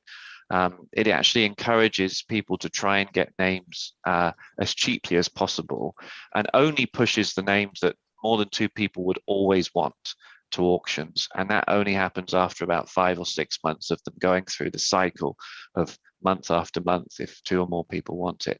Now, I've spoken with ngTLDs representatives and asked them about why they chose to do that. And they said they designed it with the help of quite a lot of different people. And the point they wanted to get as many people to have the name that they would want for as cheaply as possible. But they accepted that some names will always have multiple interested people who will be prepared to pay more than the base registration fee for them. Therefore, that's why they end up going to auction as they do. Now, the auctions are interesting. There's no max bid like on eBay. You can't just put your max bid in and then the thing auto bids you up. You have to bid through a website. You have to be logged in. You don't get any outbid notices, so you have to keep logging back in to check. So if you forget or you lose your internet connection, you're going to lose that auction if you don't end up putting in a bid that will win. The bid that you put in is what you will pay if you win. So if someone's bid 2,000 HEIs and you bid 3,000 HEIs, and when it goes to the end, that's what the price is, that's what you'll pay. It won't be 2,100 or anything like that. So it's kind of done to be simplistic, but they really want to try and get as many names out there into as many different hands as possible. So it's interesting, but it's from an investor point of view, I suppose for all the names that are attractive, you know that more likely 2 people are going to want those names or more. So you know from the point that domain name expires, you've pretty much got to wait 5 months before it's going to hit an auction. So you've got 5 months to prepare to decide whether I'm going to bid in that auction, get the funds together. You know that there's going to be an auction in 5 months for that domain name. So you can pull in the money together if you really want to go after that domain name. So there's quite a few benefits to it, I think. Well, this has been great. We're just about up to the end of our session, and we'll be transitioning to our next phase, which will be blockchain. So I really, really can't thank you all enough for joining us today. We've had the privilege of David Thornton, who runs Domain Admin and is a non-executive director from Nominet. Kevin Kopas, who's the chief operating officer of ShortDot, the operators of ICU and a number of other very popular new gTLD strings. Nigel Roberts, who is the founder and CEO of ChannelIsles.net, who are the operators of .gg and .je for Jersey and Guernsey's country codes. And Stephen Deerhake, who is the operator of the .as registry for American Samoa. I really absolutely want to thank you all.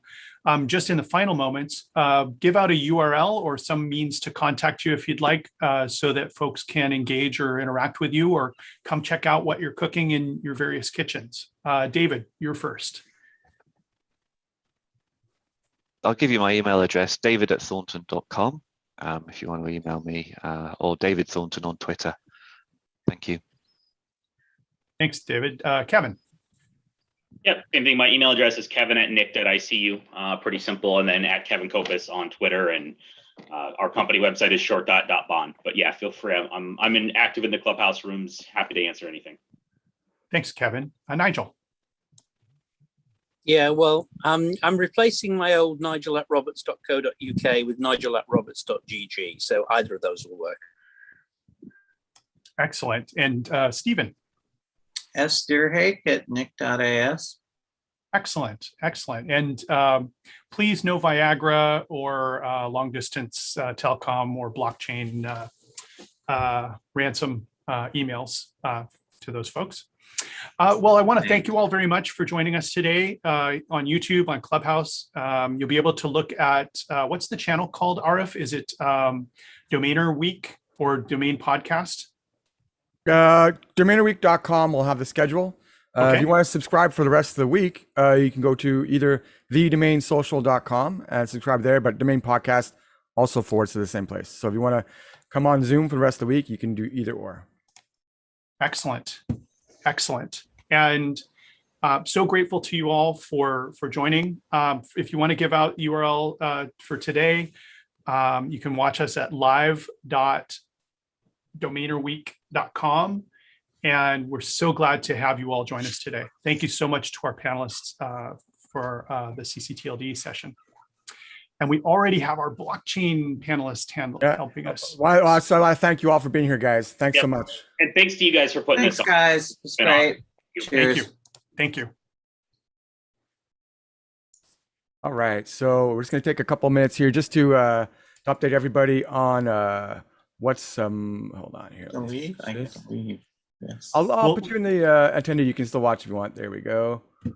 Yeah, RF has the permission to do all this. I think I've invited, I see Tieshun in the audience. And Mike's there as well. Hey, guys. Hey, Mike. Hey. Glad you could join us. Hey, Brantly. Yeah, Brantly's flexing his punk. It's those are the apes first ones, I see think. everywhere. Yeah. So we're just gonna get two minutes just to update everybody for the rest of the week. I think we're waiting for Chad as well to show up.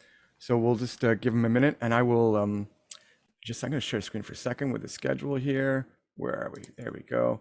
So yeah. So first of all, I just want to really thank you a lot, Jothan, for taking charge of today. As you can see, this week spiraled quite a bit out of control from the original. I'll do a couple of panels in between, 2-3 panels between the last two socials, and then it kind of just spun out of control. So I'm really grateful to everybody who's participated so far, and you guys today, as well as everybody coming up for the rest of the week. I know tomorrow we have two really strong panels. We're still the Outbounders with Jason Eisler, Roman Edmonds, and Alex Verdia. They're going to be talking about outbounding domains, and I think a lot of people are interested in doing that. Usually a little bit scared. So these guys are going to give you some inside tips and some tools maybe to help alleviate that fear going forward. And after we have roundtable with Amar Kuba, Adam Strong, and Shane Kultra. So that should be a really fun roundtable. That's tomorrow. So the first one's at 1 p.m. Eastern. Second one's at 2:30 p.m. Eastern. Then I'll probably actually have a little panel with about parking and stuff like that. It's still on the schedule TBA, but it'll be filled out. And then the rest of the week, you can see on the schedule there, we have a cannabis panel and with Todd and Laith, and probably get one other person as well. Then I have a one-on-one with Andrew Miller, the broker of the recent sale of .home. Hopefully I'll be able to get him to spill the beans in the price. Probably not, but I'm going to try. Then Tuesday, we have a one-on-one with Kate Buckley and also another one-on-one with Chris Zucker. Wednesday, we have a crazy lineup of ICA and legal panel. So the first panel will be Nat, Camila, and Zach from the ICA. They're going to talk about what the ICA does to help domainers in their fight with making progress in policy at ICANN and other little places too. There's going to be potentially upcoming changes to the UDRP, and they're going to talk a little bit about that. And then after that is the Legal Goliath Dream Team panel of Zach Muscovich, Stephen Lieberman, and John Berryhill. And we're just going to talk, various legal issues with domains and all that kind of stuff. So that's going to be a great panel. Thursday, so far, we have lined up a Q&A session with Braden Pollock. And that's at 2:30. So again, there's a lot of stuff to come. I'm still going to fill up the schedule. I have most of it planned already, but still a couple little things I'm just doing the fine tuning. And again, I want to really thank you, Jothan, for being here today, because again, this kind of week spun out of control. And sure enough, you really by taking charge today, you gave me a little bit of breather. I actually actually slept last night. So thank you for the sleep. You probably slept like a rhino dart hit you in the neck. Oh my goodness, yeah. I was out like a light. I called my mom. She didn't answer the phone. She called me back. I'm like, okay. And after she hung up, she goes, okay, I can tell you're tired. Like 5-minute call. Then 1 minute after that, I was out like a light. And I gave Steamy a little walk yesterday too. So he's good. So I really want to thank you for really taking charge today and taking charge. It's really a labor of love. You know, the ask was pushing on an open door, and it's really cool because I get a chance to talk to really, really cool people as part of this process. I mean that it's so amazing just how many people have stepped up and you know, on a Saturday, like our panelists, to kind of help with this. And I wanted to just tell the folks, I always forget, I often forget when we're simulcasting to Clubhouse that they can't see the stuff we're sharing.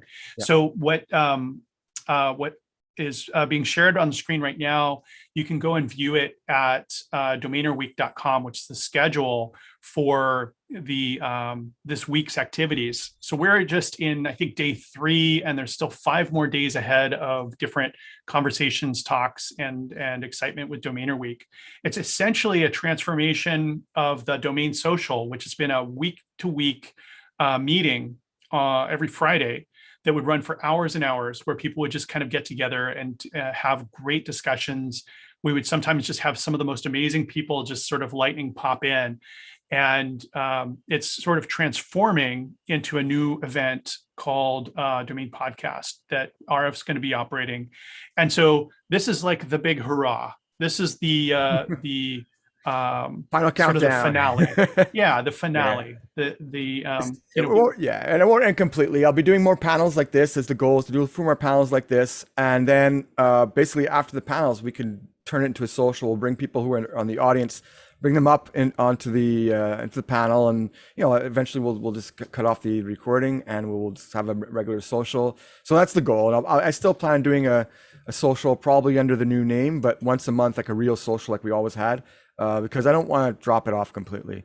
So there's that. But in the meantime, so here's all you need to know in terms of the domains and stuff. So domainerweek.com, it shows you the schedule of the current week.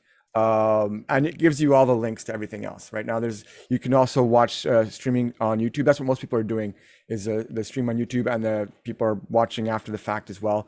Day 1, we already had over 200 views after the fact. So it's I think people like the convenience of YouTube. So if you want to go to YouTube directly, again, all the links are on domainerweek.com, but you can, with the magic of domain names, you can just go to live.domainerweek.com, and that goes to the YouTube channel where you can see the old ones.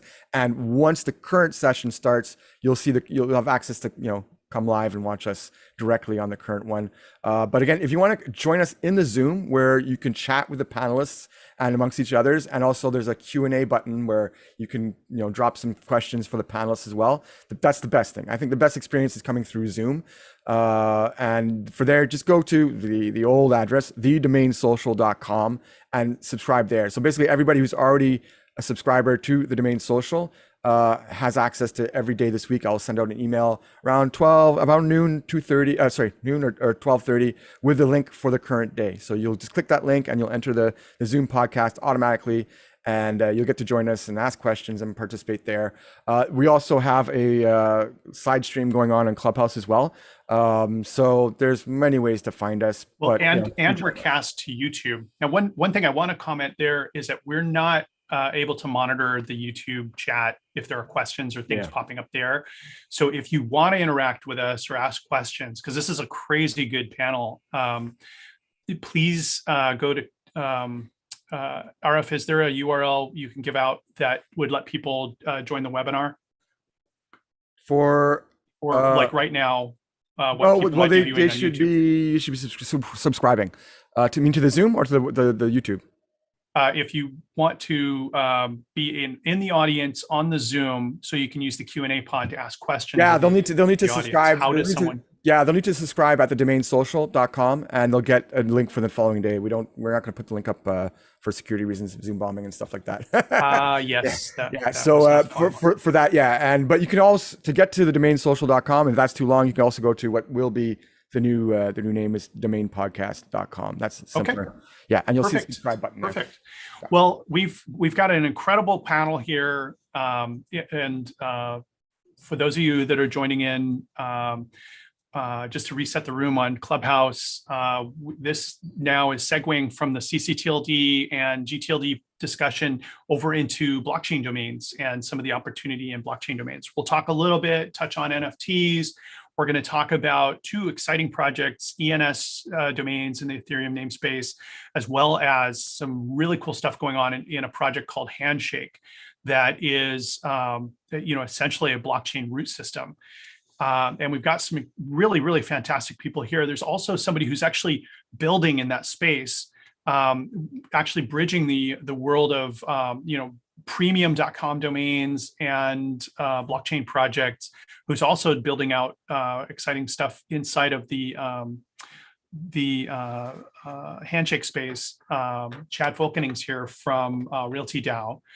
We have Tieshun, I hope I'm saying your name correctly, Tieshun, who is here. He's the CEO of Namebase.io, which is, essentially, I would call it the GoDaddy of the Handshake system, to use context for folks. It's the largest and easiest user interface way to interact with the Handshake blockchain.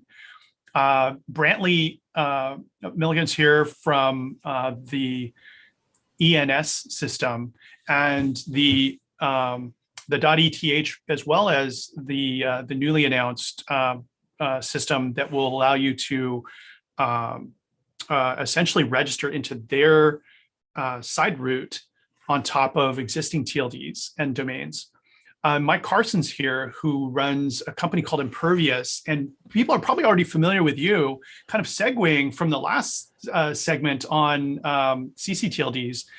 Mike Carson's also very well known for being the CEO of Park.io, where people have been acquiring names in the ccTLD space.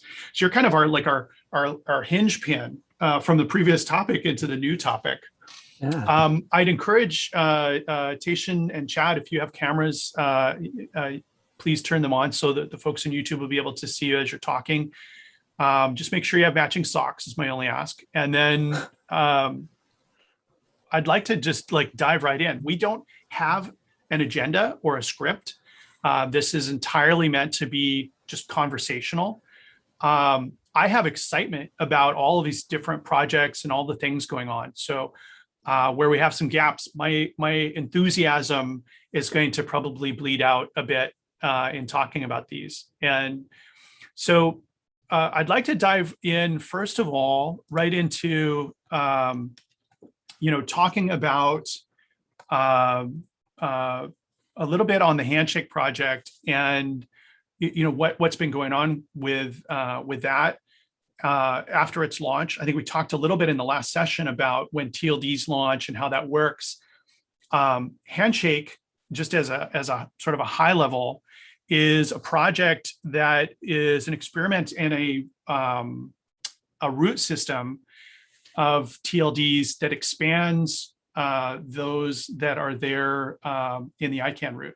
So there is a whole new place. If Brantly wanted to get .Brantly or I wanted to get .Jothan, I could go and acquire that through an auction process or request in the Handshake namespace. There's a variety of ways to interact with that namespace. The most simple is a system called Namebase, which is URL namebase.io. And that is a place where you can go and view some of the names that have been registered. You can also interact with the blockchain in a variety of ways. There's all kinds of block explorers, and it's just a fascinating namespace that's beginning to get adopted among ICANN accredited registrars very widely. So we'll be giving out some URLs as we go. We've got a question and answer pod available to our audience where we'll be fielding questions. But I wanted to talk a little bit towards the Handshake and just give an introduction to that as a namespace. The other thing that we've got, and I'll dive right in with Brantly here, is to talk a little bit about the Ethereum namespace and ENS. So Brantly is the chief operating officer of the Ethereum namespace. I hope I've got that right. If I butchered that, that's Director of Operations at Oh. True Names Limited, which is the nonprofit that develops the Ethereum name service protocol. okay. And your audio is a little slight, Brantly. I don't know if it's mic related, but it's your audio is coming across a little faint. Oh yeah, That's a little better. is that better? You just have to sit there holding the string.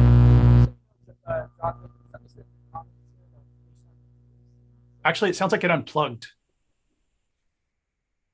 Yeah, you were good for a second. In the comments, There you somebody said Tieshun needs to leave soon, that we should maybe talk to him first. I don't know if you saw that. I'm sorry, I missed that. Arif in the Yeah, comments. Tieshun has a operation at 3 o'clock when we could. go on- yeah. I missed that. Why don't we start off with Handshake and then we can be modest with the time ask of Tieshun today on a Saturday. And I am really grateful, of course, to all of you So for am I. coming in. Thank you all for being here. So Tieshun, why don't you lead it off? Can you talk a little bit about Namebase and your experience with Handshake and maybe a little bit of a background? I gave probably an astronaut level overview of Handshake, but if I missed anything you think might be good to include, please could you share that? And do you have video, by the way? Yeah, I'm sorry, I'm somewhat kind of like on the run mobile, and I'll have to have the hard stop at 3. So unfortunately today don't have the video capability. I hope that's all right. It's no problem at all. But we really appreciate you being here despite the circumstances. Thank you. Absolutely. Thank you, Tieshun. No, definitely. I appreciate your flexibility. I was really hoping to be able to make the entire session. But Jothan, you gave a good introduction. You can kind of think of Namebase as the GoDaddy of Handshake. We basically just try to make it really easy and accessible to use. We don't do as good of a job at that as we want to, but we're focusing our efforts on trying to make it even easier and simpler right now. I think probably what's helpful is I can just focus more on Handshake and just kind of give the context there. As you mentioned, you can think of Handshake as basically a blockchain DNS, and it's specifically blockchain TLDs that are the names that you can register on Handshake. So they're not normal second level domain names, but actually the TLDs like, .frakes or .whatever or .forever, like what Mike has been working on. And the focus on Handshake is really around creating a decentralized root zone that is censorship resistant, globally available, more secure, because you can replace the certificate authority system with a blockchain based system. And that's really a focus. It's been live for about a little bit more than a year and a half now. And it's already seen a huge community built around it. For context, we didn't create Handshake ourselves. We actually, my co-founder and I, Anthony, our backgrounds in engineering, we studied at MIT. We found the protocol, we found the white paper, and we basically really fell in love with it as a really elegant solution for DNS. And we started building Namebase. And that's really kind of the story for the entire community. Jothan, you've joined from a very early time. I remember meeting Mike at one of the domains cons before, or like names con before COVID hit. And, and then he has obviously gotten involved in the community in a really big way. So there's a huge community that's developed around it, and already a lot of industry adoption. Some of you might have seen that Namecheap now is actually offering Handshake domains. If you search for like a .p domain, that's actually .p is a TLD on Handshake. And what they did is they actually purchased the TLD on the Namebase marketplace, and then they actually set up their own registry, and they're selling their own .p domains on Namecheap.com. So there's been a lot of incredible adoption. I think the story at Namebase is we're really just working on making sure that Handshake is really easy to use, because historically, unless you were a super motivated DNS expert like a lot of the people here, or domain expert, it was really, really hard to get started. So we've been focusing a lot of efforts on that. But I think Mike actually probably has a lot of great things to share about what he's been doing, really pushing the edge of what you can do with Handshake TLDs, recently launching .forever. But I think that I've spoken enough about Namebase and given an overview on Handshake, and I'll just leave it there if anyone else wants to pick off. Can I just build on that just a little bit? Because we have you for a short period of time. I'll focus a little bit on Namebase. So what's different with the Handshake and how it behaves and operates is that it's actually a blockchain. And so you can have a wallet or you can interact with it at the command line once you have a wallet set up. And that is the corollary with ICANN stuff is that that's like being a registrar. It's like being your own registrar and being able to interact with a top level domain of your own. So two things, you're shifting away one segment away in the dot, you're actually moving upstream all the way to interacting directly with the invisible dot that's to the right of every domain name.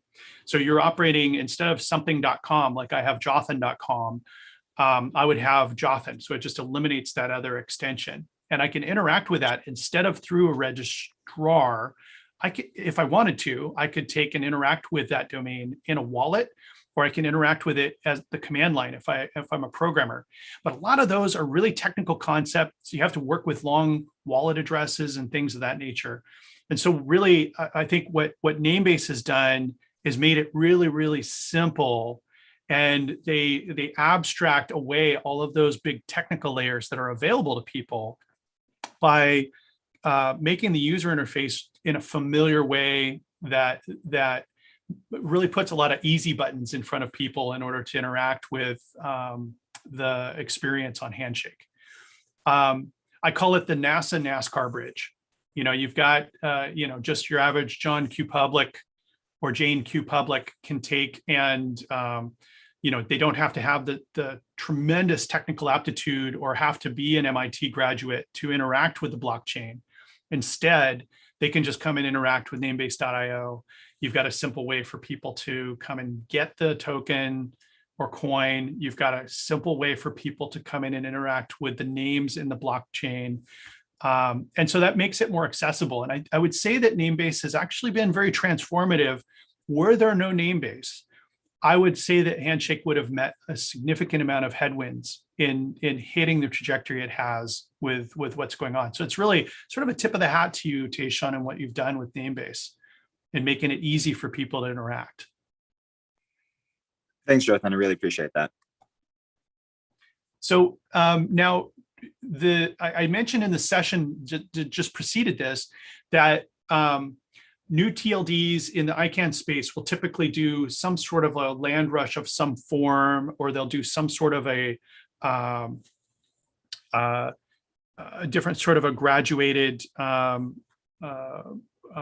of a reverse Dutch auction, for lack of a better term, on the as a name is releasing.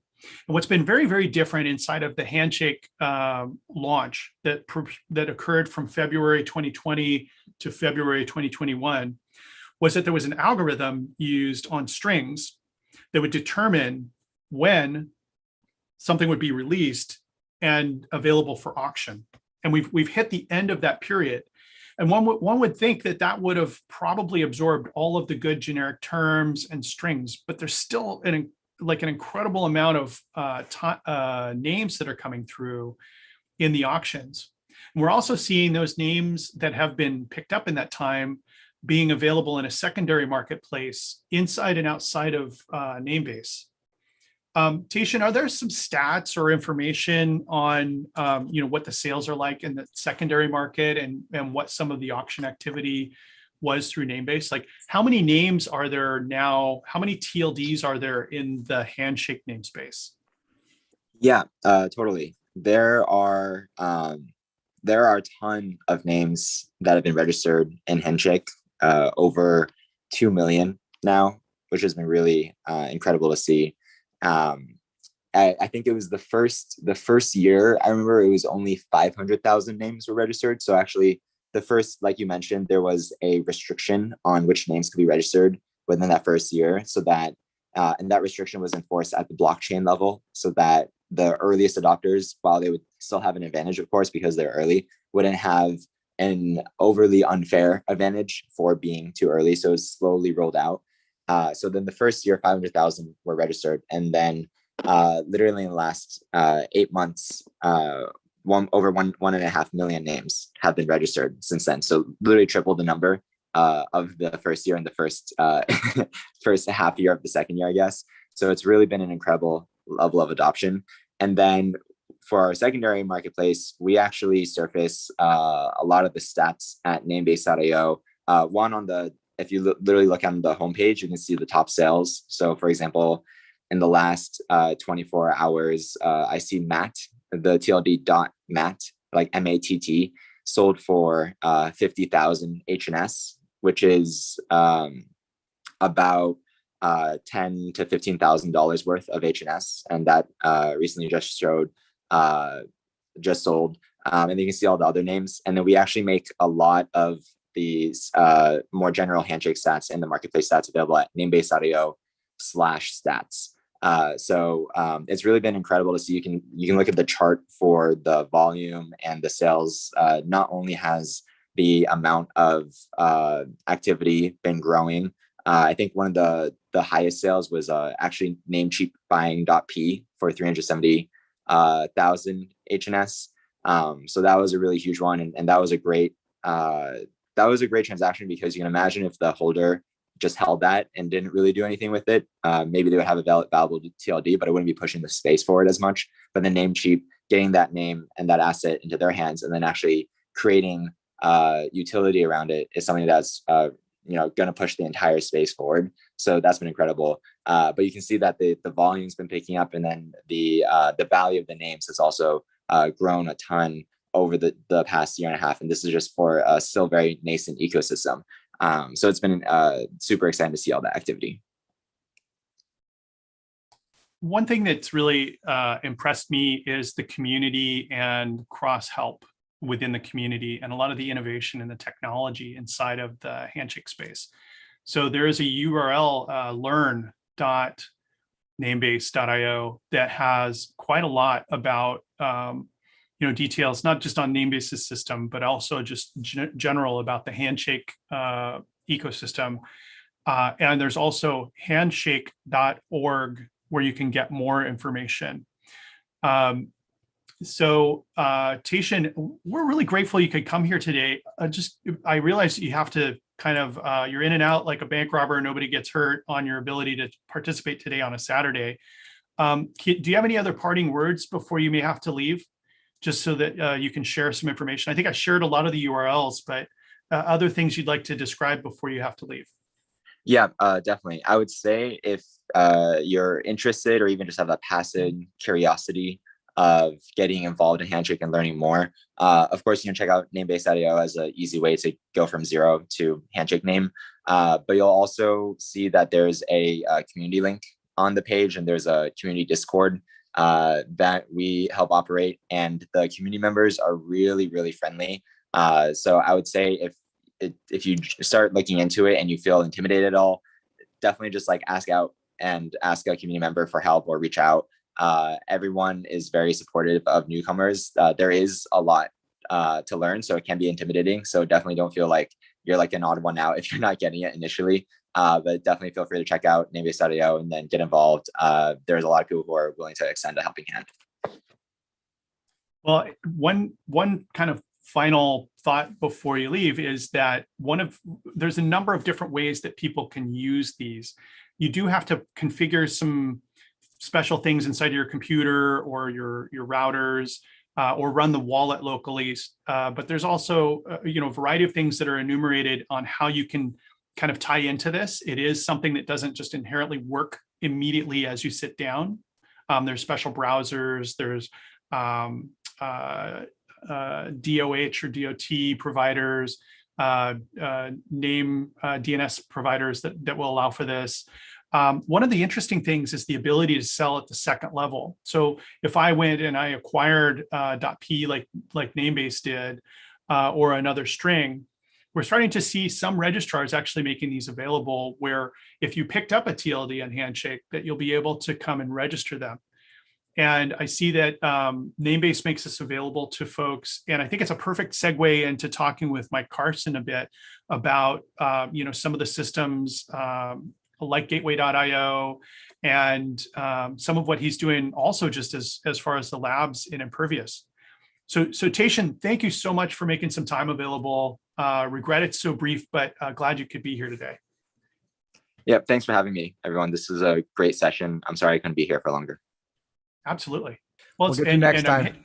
We're handing it over to Mike now, who's going to be able to talk a little bit about. So Mike, we can touch a little bit on the second levels. I also really want to give props to what you've set up with Impervious, and bringing in, as Tieshun mentioned, it's a great community of people who've embraced the Handshake platform. A lot of innovation, and the fact that Impervious has come in and brought in somebody, there's one of the lead kind of developer evangelists from the original project that came from one of the inception sort of founding companies that had kind of kickstarted the project, a guy by the name of Matt Zipkin, had just sort of been donating time, and you were able to establish a way to bring him in, and probably nabbed up one of the most amazing technical minds of the world.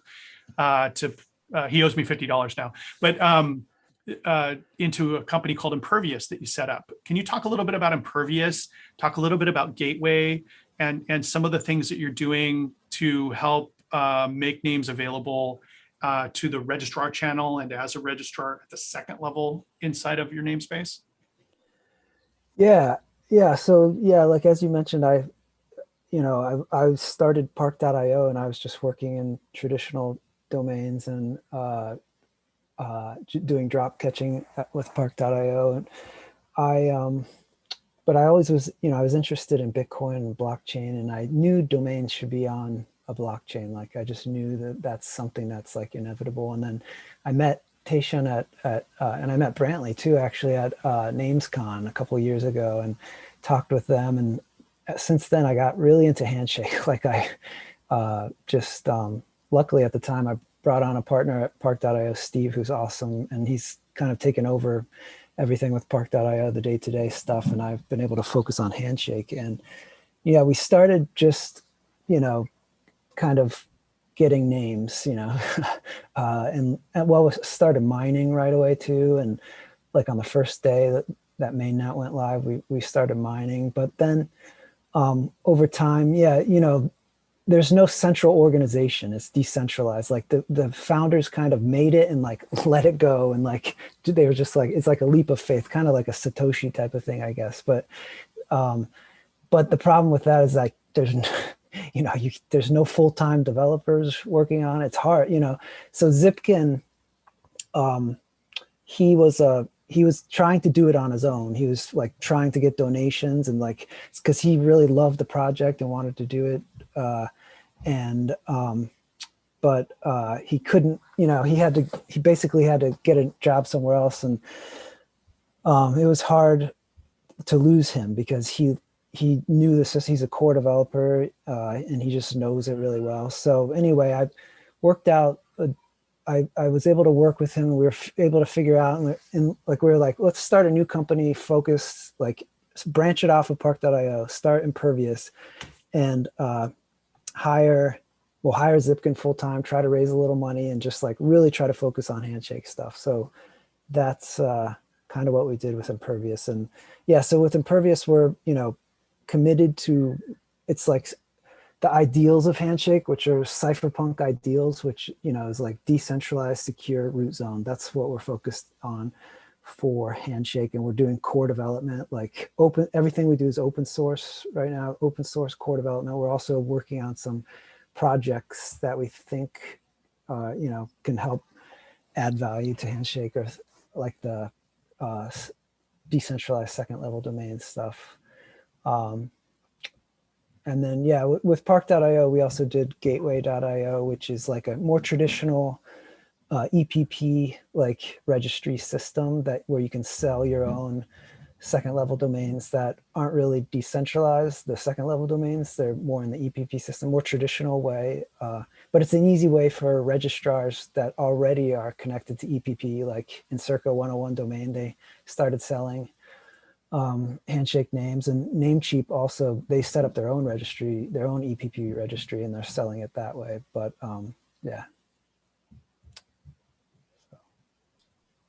And you've got quite a lot of support for the ongoing maintenance that's happening through Impervious as part of what you do. So, the project was launched, and there's always ongoing review of the code, looking at things that might need to be soft forked or hard forked as far as the blockchain project goes. So it's good to see the resourcing and some of the foundational support within the community that Impervious is doing. It's always really good to see. Well, thanks, Mike, for the introduction, and I'm sure we'll kind of start to come back conversationally in this. Sure. I'd like to jump next to Chad Folkening, who's joining us from Realty DAO. Chad, I really admire what you're doing with the Realty DAO platform. I think folks can take a look at it at Realty DAO. So it's the word Realty, REALTYDAO.com. And what this is a platform that has, you can take and put projects in if you're a domain owner, whether that's a Handshake namespace or a premium domain name. You can place this into this platform, and there's a whole network where tokens and values are assigned to these, and the network has different resources available. So there may be lawyers or accountants, developers, graphic designers, copywriters, and those copywriters are then paid in tokens. So you can come up with an established agreed value of your asset. You can take that, be assigned a certain percentage of ownership into the network. As you do that, you exchange tokens, and then those tokens can be spent with those different resources. So if you've got an idea, if you've got a spark of an idea, and you want to take and do something with that spark of an idea, but you don't have the resources or wherewithal to manifest that, you just go into this platform. And that's, I'm doing a ham-fisted job, and hopefully Chad will be able to, polish this a bit. But essentially, you get access to that network. And if you're one of the people who are providing services in that network, you can convert those into cash once you're paid with these tokens. You can take and reinvest in the project. If you feel really strongly about what you've been working on, you can reinvest into equity in the project you've worked on, or you can invest into other things inside the network. So it's kind of a cool, innovative way to look at how do you take and come up with some working capital with a valuable digital asset that you own, and also kind of help manifest what your concept is with that. And I really, really consolidated a lot there. There's a lot to go over. Chad is just so brilliant that when I talk with him, I feel like he's in season 7 of some TV series, and I'm like in season maybe 2, and he's talking about the whole character development thing. So he's got just so much going on in his network. And I'm so delighted he could come and talk about this with us today here. I hopefully have dumbed it down for people who aren't familiar with this network. And maybe Chad, if you can talk to us like we're 5th graders on this platform, because you're like 10 years ahead, I think, of where people are at on being able to work with your digital assets, and you've got a really sophisticated network that you've built out. Can you maybe polish out what I described if I got anything wrong, and then help people understand how they can interact and engage with Realty DAO? You're muted, Chad. Oh, yeah, hit your mic. Yeah. That was a camera. Speak. Eric, can you hear me now? We can hear you now. Yeah, Okay. We can't see you, but we can hear you. Oh yeah. Anyways, so yeah, thanks, Jothan. Appreciate it, guys. Thanks for everybody else's time. Look, we always like to see these people, bring what their ideas of what Contrib and RDAO is. You can't go to rdao.com too. But what we is, the ultimate goal is for domain owners is how do we increase the value of these domains, all domains, whether it's ENS, Handshake.com names. That's kind of the overall goal is let's increase the value of these domains, period. So that's what we're building on the back end is just tools and business models and systems like that. Sorry about that. Someone's at my door. I have a dog. Don't even worry about it. His project is dog approved. In fact, they're Yeah, very they're- enthusiastic. They're trying to help. They're doing their job, man. They're doing their job. They're trying to endorse it's- dog. Yeah, well, dog.com is the guy bringing over his names, hopefully. But so that's the goal is, right? So we have a lot of underneath it. So what you mentioned is that's kind of the front interface, right? So we're trying to simplify the storyboard so people can understand that you can participate in these valuable assets, right? And the mechanism to do that is, running through smart contracts on Ethereum and now Binance and these other blockchains. It's running on these decentralized protocols. It's running on these backend, right? The end users don't really care how it works, right? They just need to know how it can create value for them, how they can participate. So we're trying to simplify that story and that messaging board of why you should get involved in these assets. But the end of the goal is we're trying to make them worth more money, bottom line, and then distribute that money in an open, transparent way. And then really what we're trying to take on is we're really trying to take on the decentralized model and really evolve into a decentralized network that really, again, is open and transparent and creates value and distributes value in that open and transparent way. So that's where we're trying to get to from a vision standpoint. And it's encouraging to see these other networks and tools and talent and people getting to this decentralization model, because that's where we think it's a healthy balance of risk reward. So what we're doing again at RDAO, we have about 350 names minted on there. We're going to probably mint another 300 to 400 next week.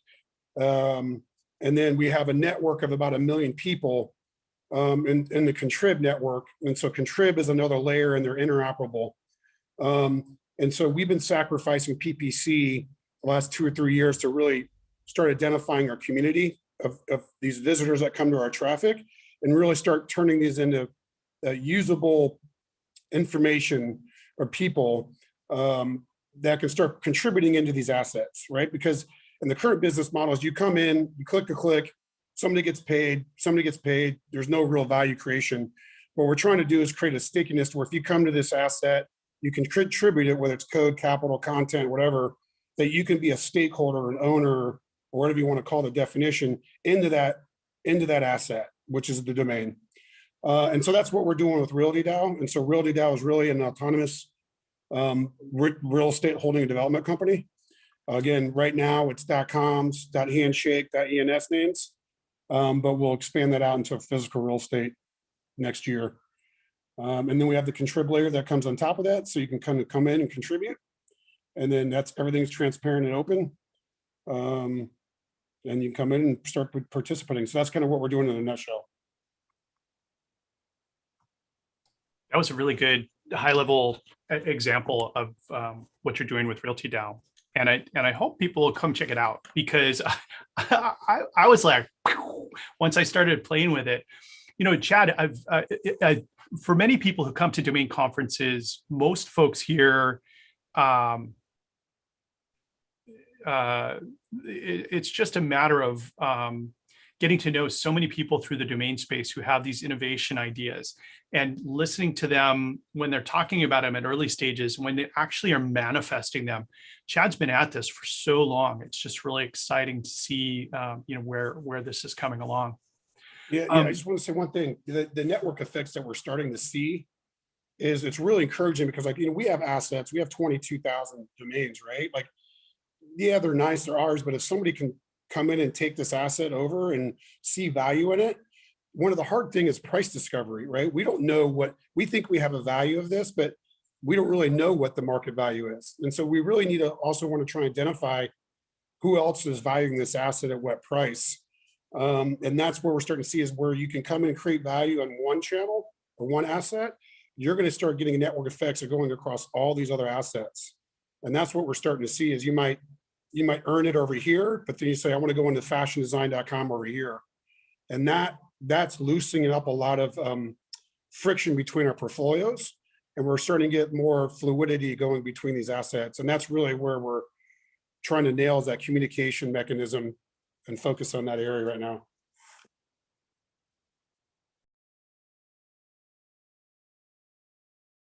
Jothan, you're on mute.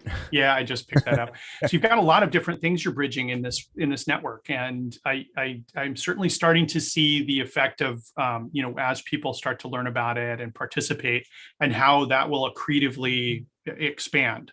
So I hope that you have good success with that, and I'm sure there'll be some questions coming, but I want to make sure that we get a chance to talk with Brantly, who's here from ENS Domains.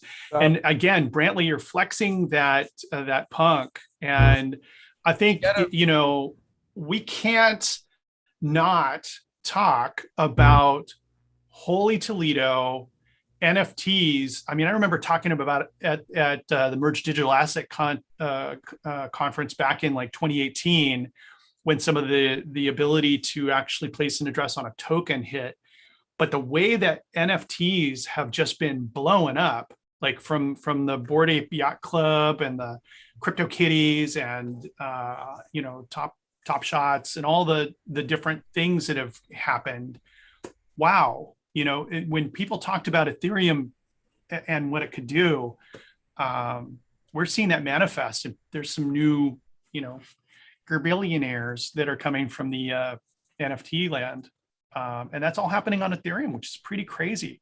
So Brantly, you're the director of operations for the ENS system, and at the super high level, you're basically all of these wallet addressers are these big long gobbledygook strings, and humans need to use them. And so ENS essentially lets people assign a human readable name or shortcut to wallets, tokens, contracts, or other assets that exist in the space. Is that right? Can't hear you for some reason. Can you hear me now? Perfect. Yeah, something's going on with my headphones here. So that's one use case, but it's much bigger than that. So ENS is a full stack naming system. It has a root, second level domains. You have, infinitely down the tree. It has .eth names, which are native to ENS, and which have total self-custody, are totally censorship resistant. And you said you want to talk more about this other thing. We actually just launched a system to allow you, if you own a name, a second level domain on DNS, you can import that name into ENS. So not with .eth, but with .com or .io. People are really excited about that. We just launched that 2 days ago, at least for the full namespace integration. And in terms of uses, one, obviously you can store any arbitrary data. So it's totally extensible. But I'd say there's three primary use cases. So our number one use case actually is it's your portable cross-platform Web3 username and profile. So this is hugely taken off and exploded. I'd say this is our biggest use case, and I would expect this to be long-term the biggest use case. So basically, in the Web3 space, on Ethereum, which is where it's all happening, you log in or connect with your Ethereum account. And when you do that, you have a private key, obviously the secret, you have a public key, and that kind of is representing your account. Well, your ENS name can be used as the username for your account. And then you can store profile data like an avatar or other information in your ENS records. And this is used throughout the ecosystem. So, like Uniswap, OpenSea, Aavegotchi, CryptoVoxels, Balancer, huge numbers of places. So it's your portable cross-platform username and profile. The second use case is what you already mentioned, which is simplified crypto payments. So you can store any cryptocurrency address. You can store an Ethereum address, a Bitcoin address, a Handshake address, Litecoin, Dogecoin, anything. We in principle support anything. And then you can receive payments in any cryptocurrency token or NFT, from those addresses. Then the third use case is decentralized web. So you can store the hash from a distributed file sharing network, like IPFS is the biggest one. We also just got support for Skynet. We also support this thing called Swarm, although nobody uses it. And also support anonymous addresses, though that's a bit different. You can store that in your records. We have a special content record.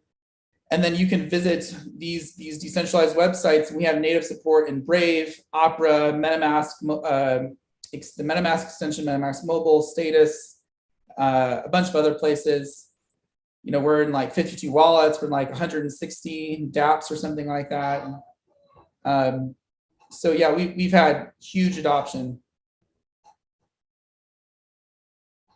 I'll just keep talking unless you interrupt me. No, I mean, I just don't even know where to begin.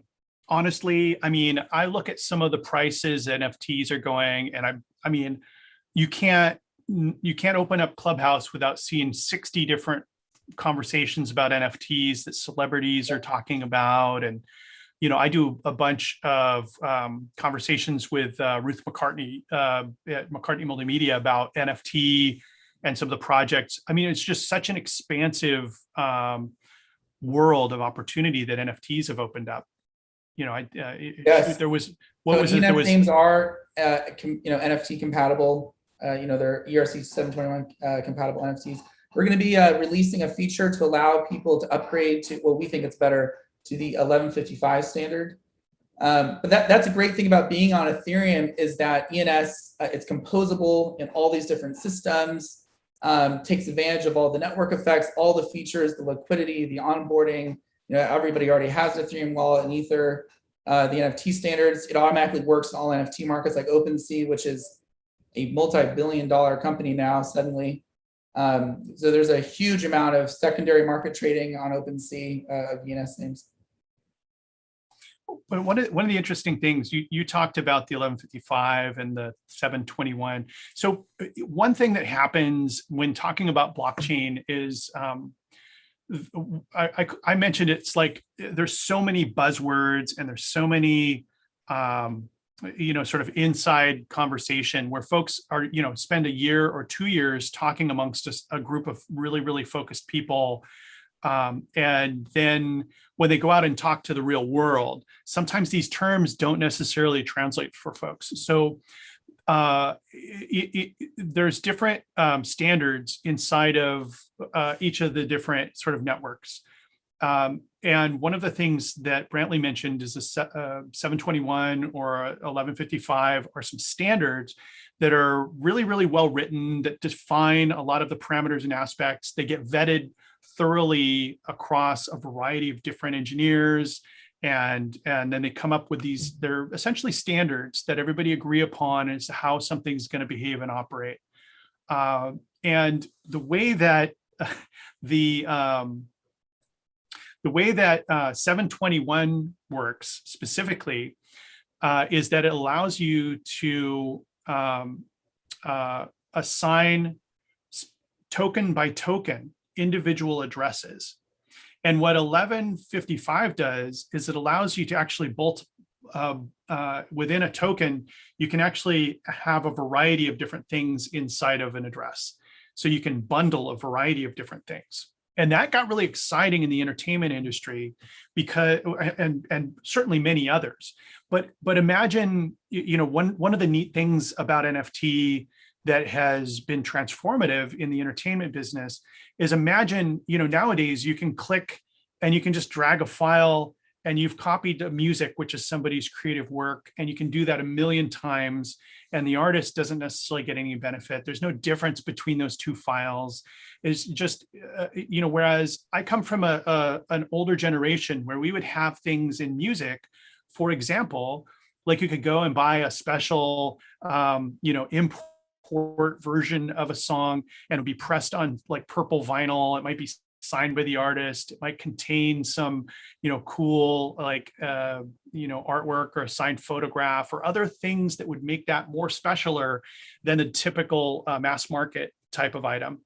And nowadays, with the ability to bundle tokens or do things with NFT, you've got the ability to inject so much more into the digital experience for something like this.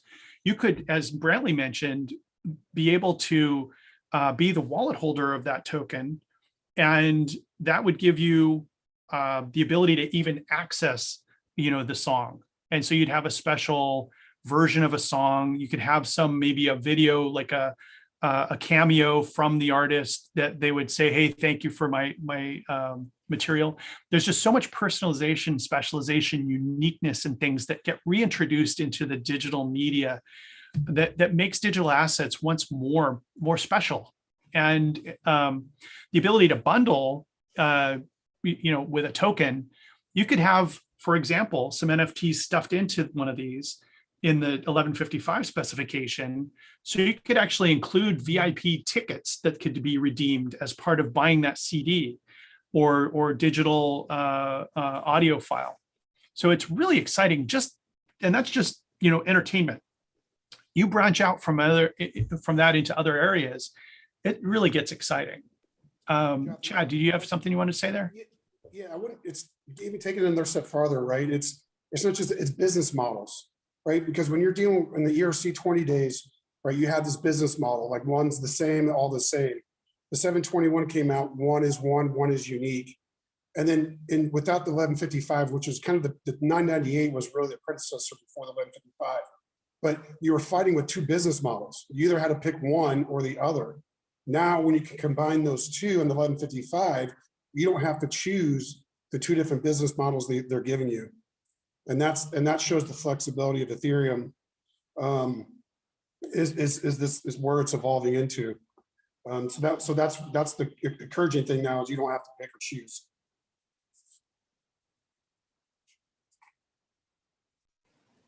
So these different standards all do so many things. And Brantly, I have like a ton of questions, right? I know I got a chance to talk with you and Nick in the early kind of phases of what you were going to do and how you were going to implement, where somebody can come and basically take a name that they own, a domain name that they own. If you go out and get a name at GoDaddy or Namecheap or any of the registrars out there, you can now take and tie that together with the different identity and other things that Brantly identified using ENS. So can you expand a little bit on that? Because that's like accessible to anybody, anywhere now.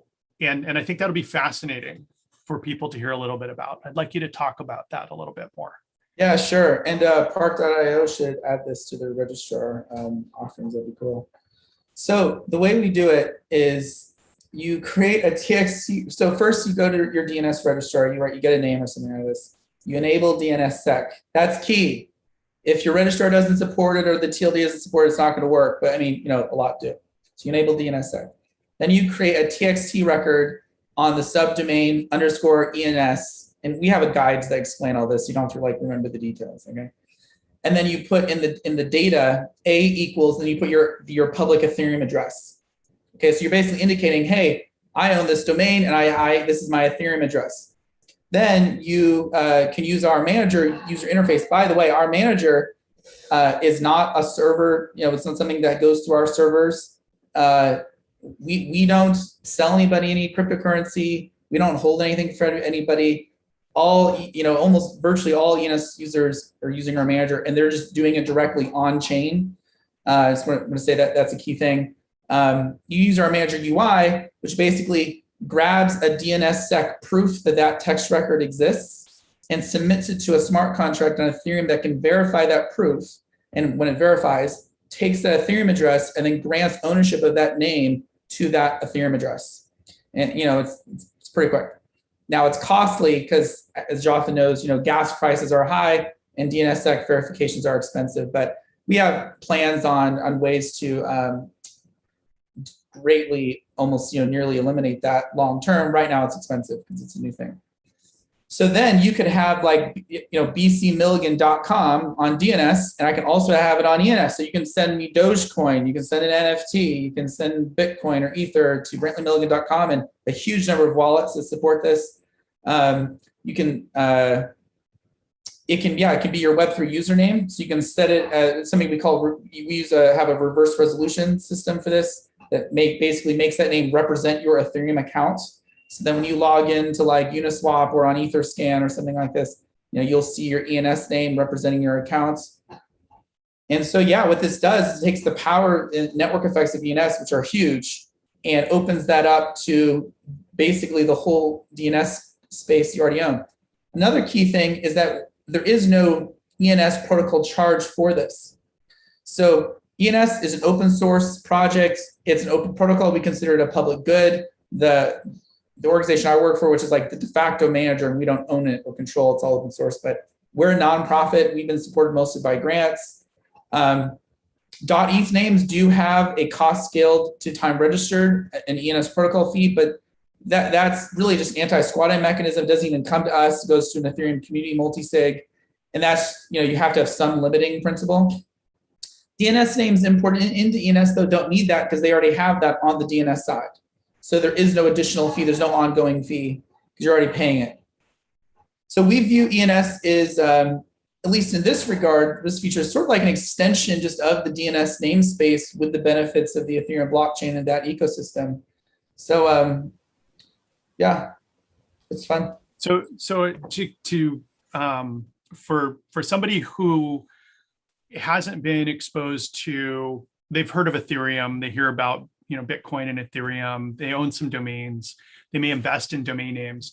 One of the interesting things that I heard there is you can just once you install whatever wallet you're going to work with or interact with, you can then come to ens.domains, and you can take that domain you've got registered at whatever your registrar is, and you can enter that in and start the process. And what you said was that part of that process is that you go back and you validate that somebody added a record into the DNS for their given name in order to create that connective tissue. So I couldn't go and create a wallet for park.io and somehow misrepresent or take over that I'm somehow park.io. It would come and it would have that authenticity directly from Mike, so that his company would be able to take, because they manage the DNS for park.io, they would be able to, nothing's going to happen unless that validation occurs. So no wallet will get created, no changes will happen. That's something that's entirely under the control. I really like that because I think that validation is an important step that will help. Now, what about life cycles? This is a thing that has always perplexed me, is when like registrars, ICANN registrars, when they create a hosting platform or email subscription type service that they bolt on to a domain registration, it's typically tied to the same life cycle. So usually, if you buy a year, it kind of starts around the same time as the domain registration. But I could see maybe the ENS domain stuff would be a little bit out of band with that. What happens if, let's say, 6 months into the ownership of Jothan.com, I come and I sign up for Jothan.com to be, an ENS domain? I'm buying that in annual increments, am I not? No. So when you import a DNS name into ENS, first of all, you're not buying anything because, like I said, there is no ENS fee. Okay. You're just simply importing, just prove that you own it. And there are no increments, so it never expires. Okay. Now we want to keep the ownership of the name synced up between DNS and ENS, okay? And there's two ways that happens. One, if a name ceases to exist on the DNS side, somebody can submit what's called an NSEC proof. That basically proves that the name doesn't exist, and it will be deleted on the ENS side, okay? Now this doesn't happen automatically because Ethereum is not automatically connected to DNS, but this can be done. The other way is that if a new owner gets that DNS name, they can just go through the same process I already described, and they just take control of the name. So whoever owns the DNS side can always take control of the ENS side. And you don't have to do an interim delete and then an add, right? No, in fact, let's say even if you're not changing ownership, you just want to switch it to a different Ethereum wallet or something like this, you have to change it on the DNS side first. You can't just, we don't let you doing it on the ENS side. Okay. And now right now there is the barrier that kind of costs a lot of gas, but like I said, we already have some ideas of how we could nearly eliminate that. And so it should make that process much more seamless.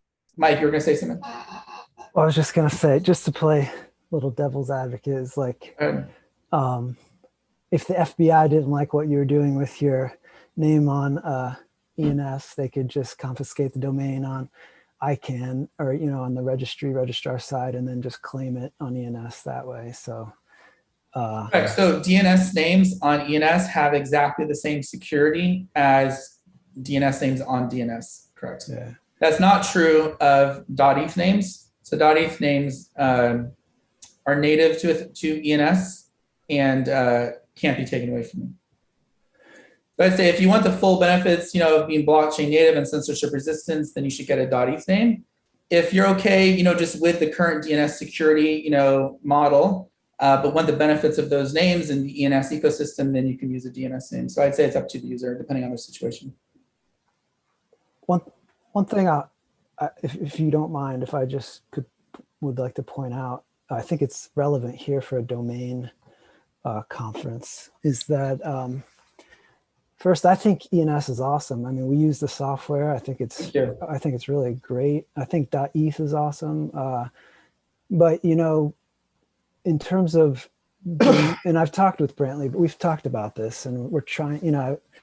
I'm trying to push what I'd like to say is like .eth. It's awesome. It's like a decentralized username and like wallet address alias and like identity type of thing, but it's not really a domain name. You can't use DNS. I mean, you can, the best kind of things you can use DNS, but there's no resolvers for it. Impervious has built the only one for it, which is like fingertip, which right. is So application for traditional DNS records, that's correct. So ENS in principle can support any records. As you know, we do actually have a standard, and our public resolver does include traditional DNS records. Now, we don't support it in our manager. The reason for us is that it's been a low priority because we're mostly focused on use cases that are not currently done by DNS in like for websites or something like that. It's just, so we have decentralized websites. We have our own separate content record, IPFS websites. That has been very popular. Like I said, we actually have native support in several major browsers and extensions. This is widely used. But you can't really do apps or anything like that. All you can do is like a static page. A static page, right? I know people have DeFi front ends. Yeah, in fact, that's a key thing. Yeah, people do, Mike, you say they don't, but they do. But you can't set up regular DNS. Like you can't load it like a domain name. It's all it loads is IPFS. You can either load an IPFS page or you can redirect it to a real domain. So my push to Brantly, what I'm trying to talk Brantly into, we've had some calls about this, is .eth should support DNS. I mean, it already does in the resolver, but it should become more of a priority because Mike, we're not against it. We're not against it. Like I said, so our public resolver, so just so people don't know the terminology, our public resolver is like our standard record set that most users use, okay? Yeah. So we allow people to even create their own records and things like this. It's fully extensible. It supports traditional DNS records. It just, we don't have support in our standard UI. Anybody can make their own UI, anybody can use it. It doesn't depend on us or anything like this. Now, the UI that we manage, which is the one that just most people do because it's the most complete with all the features, it just hasn't been a priority. You said you had a pull request you could send to us to add some support, and I said send it to us, that we would add it. Yeah. Okay, yeah, that'd be awesome. Not against it. That's what. So I don't want to intervene too much here, but I think we're getting above the, I'm thinking in terms of the audience for the discussion we're having may not have the sophistication level to go deep dive on some of these specific points. So, the purpose, I want to have you both back and we can go deep dive on some of these things, because I think it would merit like a whole, I'm sorry. It was my fault. I led us astray. It's no, you're not at all. I think it's important to dive into some of these things. I'm just as guilty of going deep tech dive and stuff. Really, the objective that I had for this session was to really help people understand, what these different platforms are and how they work. And people just see NFT all over the place and just incredible wealth creation, creativity, abundant, and now what's really exciting to me is to be able to just take a domain I register at any registrar and be able to add so many different things onto it, so many different complementary things that the ENS system brings. That's just magnificent. I think that it's going to give way to all kinds of innovation once people can figure it out. I think, even more so, there's the challenge of DNSSEC. DNSSEC is not universally available everywhere, and it's certainly not easy. There is no easy button for DNSSEC at every registrar. Yeah, exactly. Yeah, an interesting thing, Jonathan. Sorry about that. No, it's okay. I think you summed up though what I was trying to say. Yeah, no, but it's actually an interesting point. So you're right. DNSSEC, it's been around a long time. It's like it hasn't become ubiquitous. So actually, a nice thing about just blockchain naming in general, by the way, is that we have public-private key cryptography built into the protocol from the beginning, right? I mean, it's the whole basis of its built-in, so we don't have that problem. So I'd say that's a cool thing. Another thing is that our system that we has existed for some TLDs for a while, for like .xyz and others, and .art, and now it's for all of them that have DNSSEC, has already impelled people to be like, hey, why doesn't my TLD have DNSSEC? Oh, wait, we need to add that. So I've had this vision. My hope is that there's actually this mutual enrichment between ENS and DNS, where these features of ENS impel people to finally get their frickin' DNSSEC act together. Yeah, which is good for DNS too. I have conversations. Registrars and stuff reach out and just, oh wait, we need to do this now because crypto's big. Oh, ENS is big. We need to support this now. One of the biggest challenges in DNSSEC is that there is not everybody realizes that they need it in the DNS world, and there's not really a lot of visual indication that you're even operating on DNSSEC or not. Like in your browsers, the user experience for many years was if you're operating and you're connecting to a server HTTPS, you'll see this little lock show up and some sort of visual indication as a user who's visiting a website that you're seeing that. The DNS stuff happening at a different layer can have different interactions.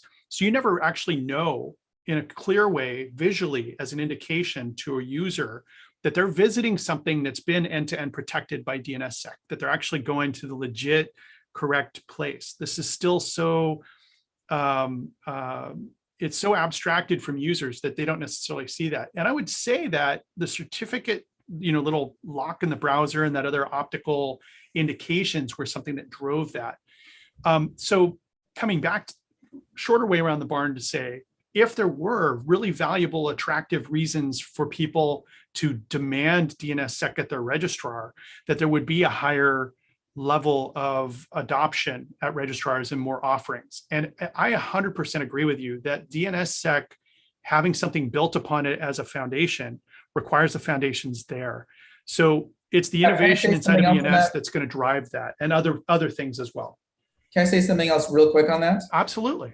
Yeah. So this even applies to other things. So public-private key cryptography invented in the 1970s, one of the greatest computer science discoveries or inventions in human history. Okay, right? Let's have a moment of silence. Okay, but it was made illegal basically by the U.S. government because it was so powerful. Then you got Hal Finney and Phil Zimmermann in the 90s, right? They fight the man, they win the battle. Okay, in the 90s, you've got the cypherpunks who realize, hey, this is so powerful. If everyone has a public-private key pair, we can have identity. All these ideas were there in the 90s with the cypherpunks, right? Okay, but here is the problem. They were trying to get people to adopt it with like moral appeals to like privacy and liberty, which by the way, I believe in, but most people it's not enough. It doesn't impel them, right? And so it just never really got going. It remained a niche thing. Well, with cryptocurrency has created a financial incentive for people to get a public-private keeper. That's what like an Ethereum account is, or a Bitcoin account, a wallet, right? It's a public-private key pair. People are getting it so they can do cryptocurrency and NFTs and dApps and Web3, but then you have this happy side effect of, oh, you can also use it for signing things and for provenance and for encrypted messaging and all the things you always wanted, right? Yeah. Same thing with DNSSEC. If you're just trying to say, hey, we just think it's like better, people don't care. But now that if you add a crypto incentive, whoa, people care about that. So that's my hope. One thing I just want to add to that is why I think Handshake and ENS work well together is because with the .eth name, you can't like encryption. You're talking about how encryption is so important, but like you can't do HTTPS. You can't do it with .eth. You just can't. It's not secure, So with Handshake though, because it's It's its own root zone. There's no trust for certificate authorities. You can actually resolve right now with our fingertip app. You can resolve .eth domains with. ENS does have a root zone. You can sign things. So you can, but you can't load. So right now, the only way to load a .eth name with TLS, with HTTPS, a secure website, because encryption's important, is with our app that we made, Impervious made, Fingertip. But I'm saying Mike. So what I would offer to you is, so you can do all these things with ENS. You're right that we haven't built out some of these tools, but I would say you're sort of like focused on how can we like take what DNS is already doing and just drop blockchain, which is useful, which ENS should also eventually do too. And like I said, send us the PR. I mean, we want to do it. Okay. We're mostly focused on what are the new things. So you got like, you don't even need HTTPS. But if you're running an IPFS node on your computer and an Ethereum full node, you can natively resolve these websites. There is no HTTP involved. So if you're submitting a credit card into a website, a .eth website, you don't need it to be encrypted? No. You're loading it locally from your machine. That's my point.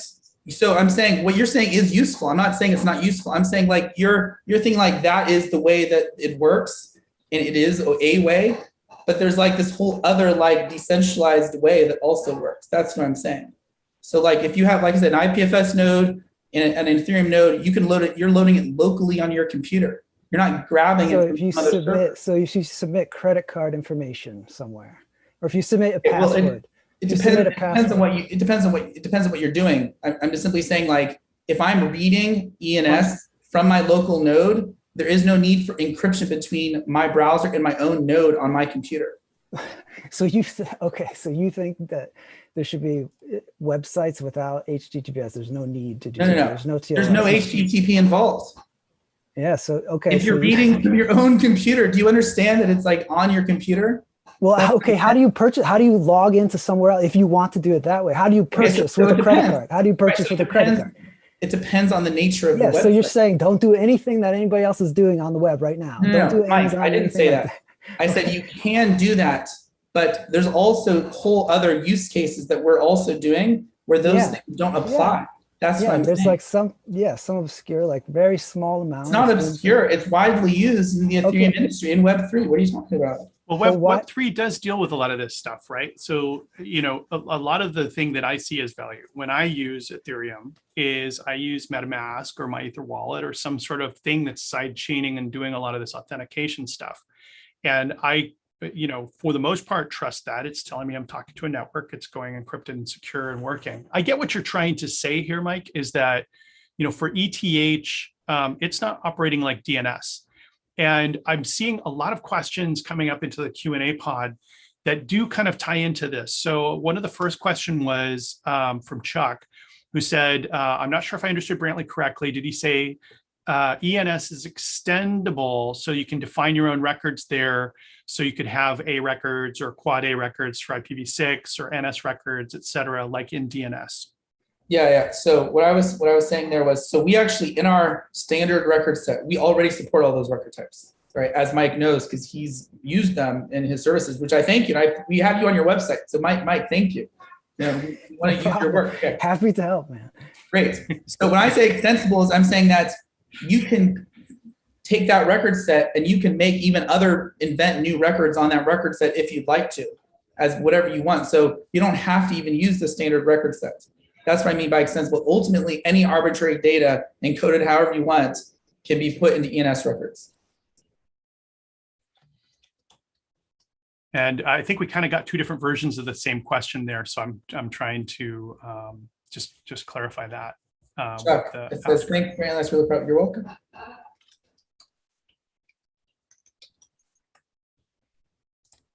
So one of the interesting things that I find is, are there examples of people that are now taking, because you can drop a name into ENS that you own, are there examples of people that are NFTing a domain name that are now hitting OpenSea and some of the marketplaces?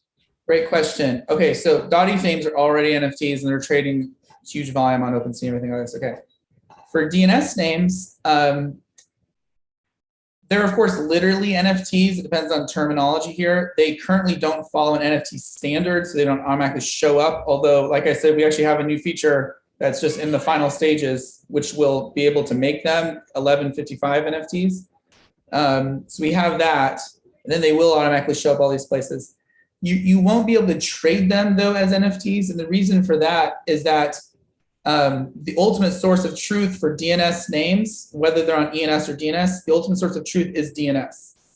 So if you're trading on Ethereum, you're going to be getting out of sync with the DNS side. Now, if you wanted to make it so they're truly tradable on Ethereum side, which would be extremely powerful, multiple ways you could do that. But one thing you could do is you could have a DNS TLD that basically decides to function in a way that the ENS side is their ultimate source of truth. Now, .cred actually has done experiments in exactly this, where they're a special TLD, like a closed TLD.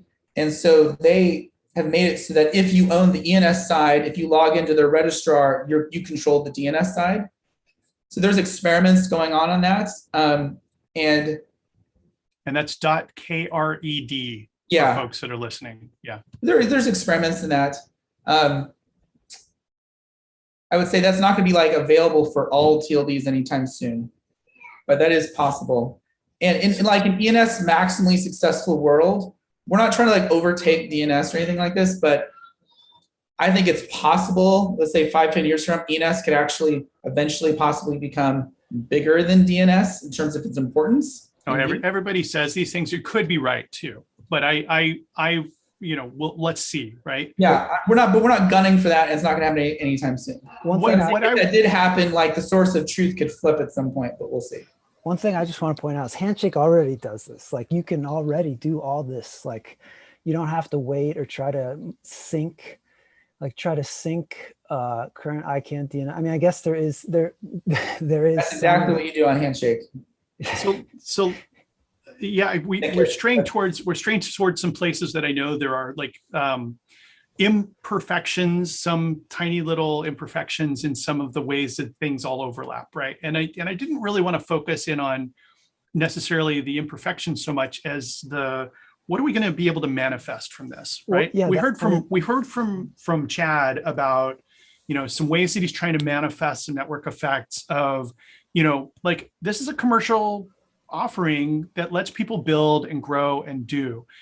And I think that really helps people create and really build from the spark that they have of their idea or transform the name that they have into that project, that idea, and conceptually grow it. And ultimately, look, frankly, I think that people do like buying groceries. And so they're thinking in terms of how do I transform this into some profit or some way that I can do something. I really want to know, and I think that our audience would really like to know, what would be the steps to take an NFT, a premium IO or .com domain name? Would it be that you'd have to create some sort of a escrow registrar that would chain to whatever the authority of the Ethereum renewal rates and things? Yeah, so that's basically have a company that decides they're going to honor whoever owns the ENS side, right? And or the Ethereum side. You could do that, and that would be really powerful because trading things on Ethereum is way easier than trading things on DNS itself. Well, but I guess until there's more registry fee increases that would catch us up to gas prices for renewals, I think that you're probably right. Now, has there been any benefit to the London effect, the big network change stuff that's going to help with gas prices? I'm seeing people shift, like Chad mentioned Binance, and shifting over to Binance Network in order to more quickly process without sort of the frictions of the gas fees and things like that. So, are there things that are going to help with gas on Ethereum that's been really giving your project a lot of headwinds? Yeah, so a couple of thoughts about that. There's Ethereum layer 2 is available even right now. So Optimism, is going, although it's kind of early. Arbitrum, Polygon is like a pseudo layer 2 of Ethereum, but there's a huge amount going on that. So and you can go back and forth between these like layer 2s and Ethereum. So I'd recommend just mint it directly on a layer 2. You don't have to do it on layer 1 unless it's really important. So there's already that. The London thing was not intended to decrease gas fees. It was intended to improve the predictability of gas fees, which as far as we can tell, it has done. In terms of decreasing gas fees on layer 1, I mean, there's, like I said, there's layer 2 stuff already that's happening, that more will be happening there soon. There's ETH 2.0 stuff, which is, at some point in the future. But it's not like, I would still say the value of the blockchain stuff's like in the network effect, and nearly all of the innovation and stuff of value is happening on Ethereum. That's precisely why it has high gas fees. Those gas fees are not built into the protocol. That's a measure of how much the market values doing things on Ethereum, right? So the high gas fees, yeah, they suck, but it's because Ethereum is so valuable to do things on that people are willing to pay it. Now it is a problem. There are things in the works, to improve it. But I would just say, like, there's no innovation happening on Binance. Okay, there's a lot of like scammy copycat things. They kind of flare it for a time. Nearly all the innovation is happening on Ethereum. No, I get it. I mean, it's like, I have a friend who lives in Gabon, and they're so rich with diamonds there. A cup of coffee from Starbucks costs like $12, right? By US standards. So it's like, if you're in the network and you're, part of the network, it's self-relevant. Like the reason the other chains are cheaper is because nobody's doing anything on them. That's not true. That's not entirely true. I've been in Ethereum since Ethereum started, when Vitalik mentioned in 6.4 at North American Bitcoin Conference. So, and I've been going to all the hackathons and stuff like that. And I'm an Ethereum guy. So that's not the crux. I need my use case, right? How long do I sit there and say, is this going to impact my business model? And how long is it going to impact my business while I make those decisions? Now that I'm 95% faster, 95% cheaper, I don't even care what chain it's on. I want to know that I can transparently put this on a location, other people can see it. And so they're all EVM compatible anyways, right? So as long as you don't jump too far from the tree, they're still ERC20. They're all still integratable. And so yeah, really, Chad, I would say, first of all, there are layer 2s, which are much better. Number 2, it does matter because you lose all composability. So like if you have a token on Binance, you can't trade it on Uniswap. Not yet, but where we're at now, it's when the bridges are coming in, the wallets are getting smarter, right? All this stuff is going to compose in the future to where they're called bridges, right? So bridges are already here. Yeah, but they're not trustable bridges. So they add additional security concerns, which multiple bridges have been hacked for enormous amounts of money. Ethereum layer 2s do not. True layer 2s do not add additional security assumptions. And I'd also say that these like bridges things have been talked about a lot, and you would know this if you've been around a long time. They've been talked about a long time with very little to show for it.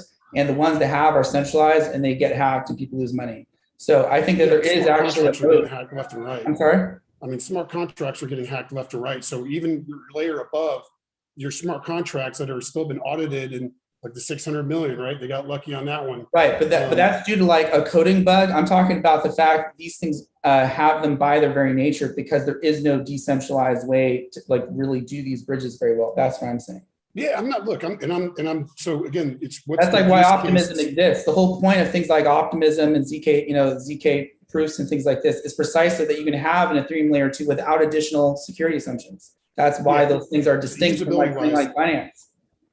Usability wise though, right? You have to have talent that can know that, and optimism and the roll-ups and the snarks are really even way more advanced than the, so your pool of talent that can actually write on those are limited to where the market's just now catching up. We foresee ourselves not even, we don't know what chain we're going to, because we got Solana, right? That's catching up. It's not catching up. Nobody uses Solana. There's almost no use. Look, this isn't about if Ethereum is the $1 trillion, next $1 trillion protocol. We already know Ethereum is here. But what it is, it's rising everybody's boats because people are paying attention of the disruption that is occurring. And that is bringing to the ecosystem, which then finds other ecosystems that create their need or find their need. or accomplish their need. And so these look, when all these other layer twos and stuff were coming out on ETH Denvers and stuff, great. It took them 2 years, 3 years to get going, and then they found their niche. And so it's okay to settle into a niche and offer your value, and what other chain that is on. That's what the beauty of crypto is happening, is there's so much going on that's true, but that's raising the votes. I guess what I'm trying to say, it's not the same. So nearly all the innovation is happening in the Ethereum ecosystem. Nearly all the value is there, and these things, if you're on another chain that's doesn't really have a real connection, you're siloed off from the composability, which is one of the primary value adds of having a Turing complete general smart contract platform like Ethereum in the first place. Don't disagree, but you get the compounding effects with it though too. So we're building our own network over here using smart contracts, right? So at the end of the day, that's what most people do, right? They jump on Ethereum, get their revenues, and start on their own networks. Look, this isn't where Ethereum, because I'm on Gitcoin, all their hackathons and stuff like that. So that's not about that. I don't think this Ethereum wins all. This is going to be, there's applications and there's networks that are building up value. Now, when the reset occurs, there has to be a reset somewhere, sometime. Where do all those things trickle down to? And that's where the OGs like Consensus and stuff have those networks, and they're pushing it forward. So look, I'm an Ethereum guy, but there's also a lot of other technology stacks that are coming that are creating value, and we don't even care about the other value. Yeah. As long as we're creating value. Speaking of, let me pause right here really quick, just because, it's a Saturday, y'all are donating your time graciously. And, we were going to run the schedule up until about a minute from now. And it's extending, obviously, with a great discussion, very, very amazingly. But Mike had identified that he might have a hard stop. And I wanted to give him a chance to kind of give out a few URLs and talk a little bit. I'm going to cover Handshake just a little bit more in kind of, parting shot.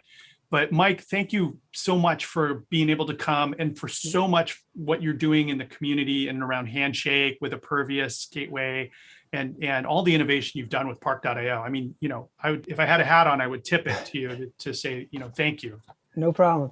Thanks for inviting me on here, and I'm happy to be on here, and nice to talk with Brantly and everyone. And yeah, I guess if I was just going to say the last thing, I mean, the way that I think of it is, I know a lot of people in domains are about, it's about money, and EFT is about money, and crypto is about money, and there's nothing wrong with that at all.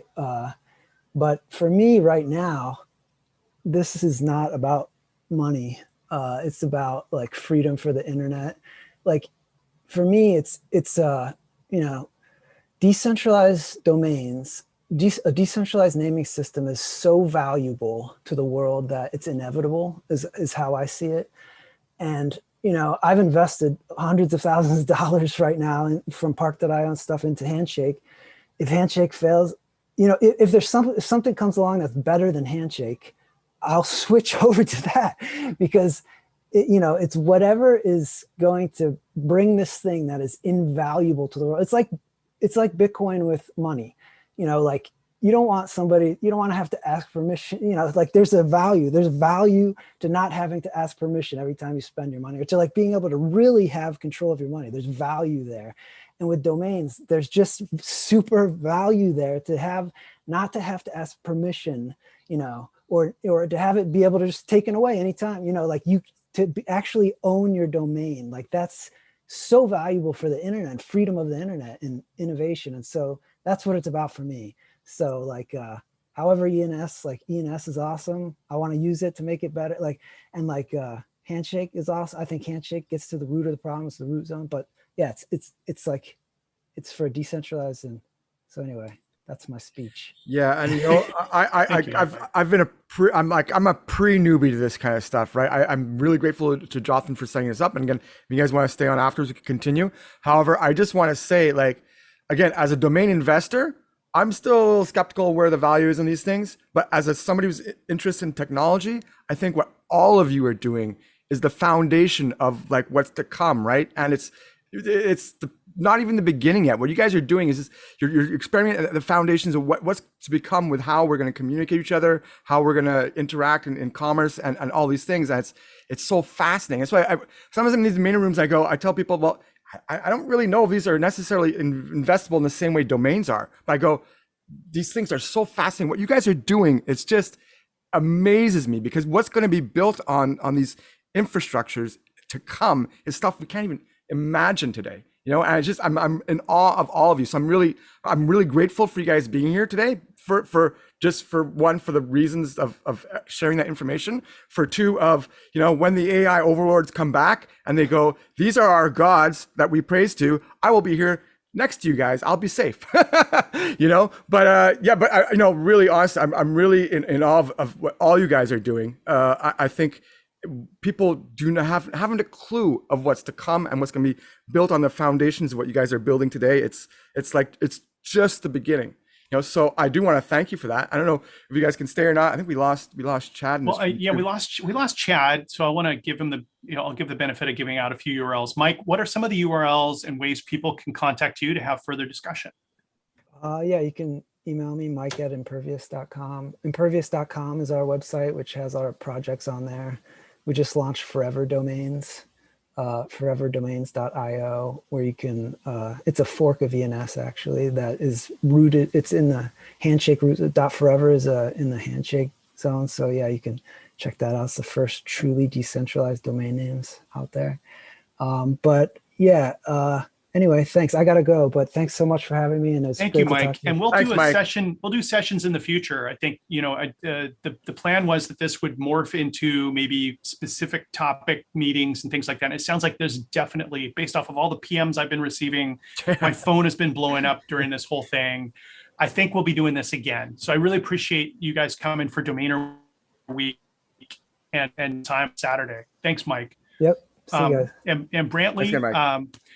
Can you maybe just a quick summary closing and let people know how they can get a hold of you, learn more about your project, and there's nothing after this. So if you have anything you want to add, you've all the time you want.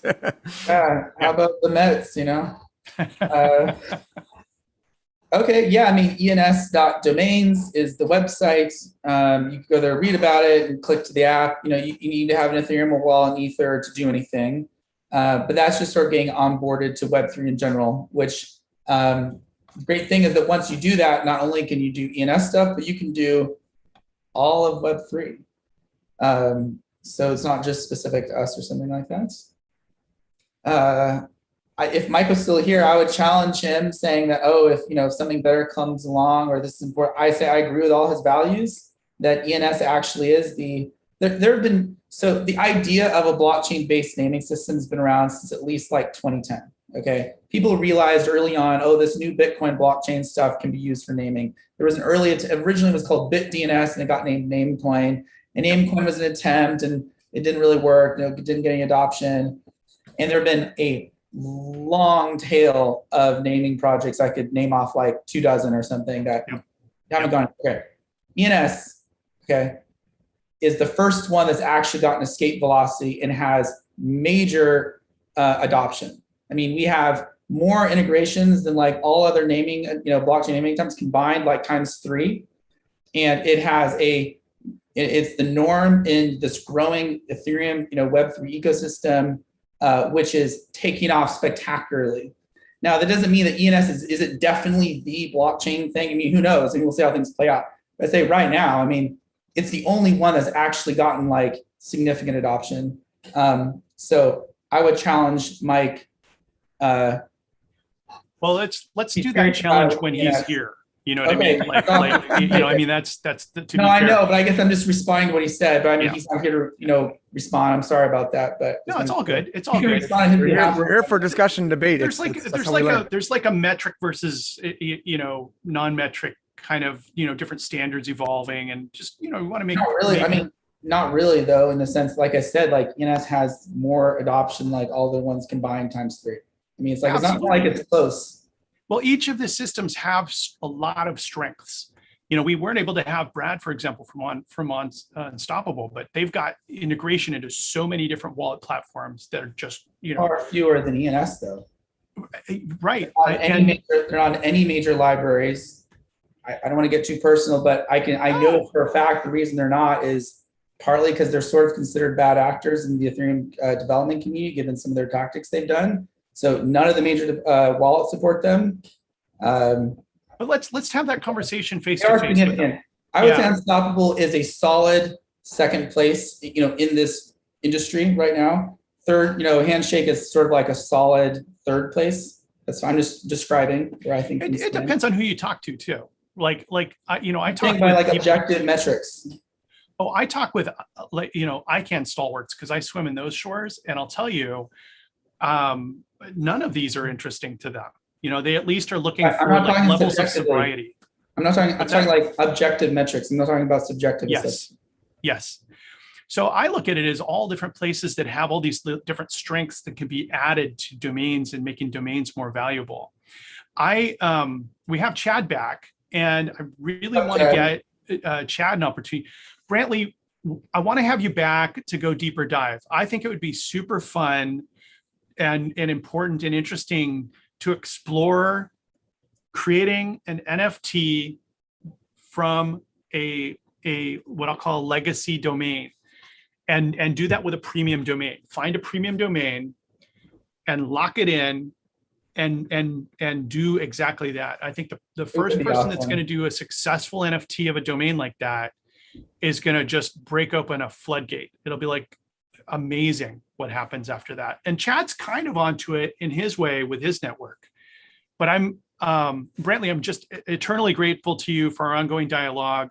I appreciate what you and the team at ENS Domains have been doing to help build more practically for so many different networks. So thank you. Yeah, can I say something real quick on that? Because I think what you said there is important, which is that in the blockchain space, there is so much to do. The problem is not, is there enough to do, or we don't even know what to do. Even just ENS internally, our team, it's like we have a backlog this long of things that we know we need to do, and we need to find developers who are capable of it and things like this. And then another great thing about ENS is that because it's open, you don't need our permission to do what you were describing. I mean, you can just do it. So there's tons of low-hanging fruit for some people just to come in and experiment and do it. So I would encourage people, come it's for the taking. Well, thank you, Brantly, and I hope you'll join us for a future event. And it's really great to see you as always. I've seen you at a number of ICANN meetings all over the world, and I see you deeply engaged in all sorts of different communities. So thank you again for what you're doing, and my best to you in the project. Definitely be talking. Yeah. Well, I want to give Chad an opportunity, just really quick. I saw we lost you for a second, but you're back. Should I head out? If you'd like, but you're welcome to stay. We're still recording and concluding. But Chad, can you turn on your video? You're doing a great job, Brantly. Yeah, absolutely. Chad, we were just kind of closing up the session. Mike had to go. There was a question from Vahid asking what Domainer community can do to help the ENS platform. I think, Brantly, or were you asking about Chad? Either way, I think that invest and watch what happens in the NFT space.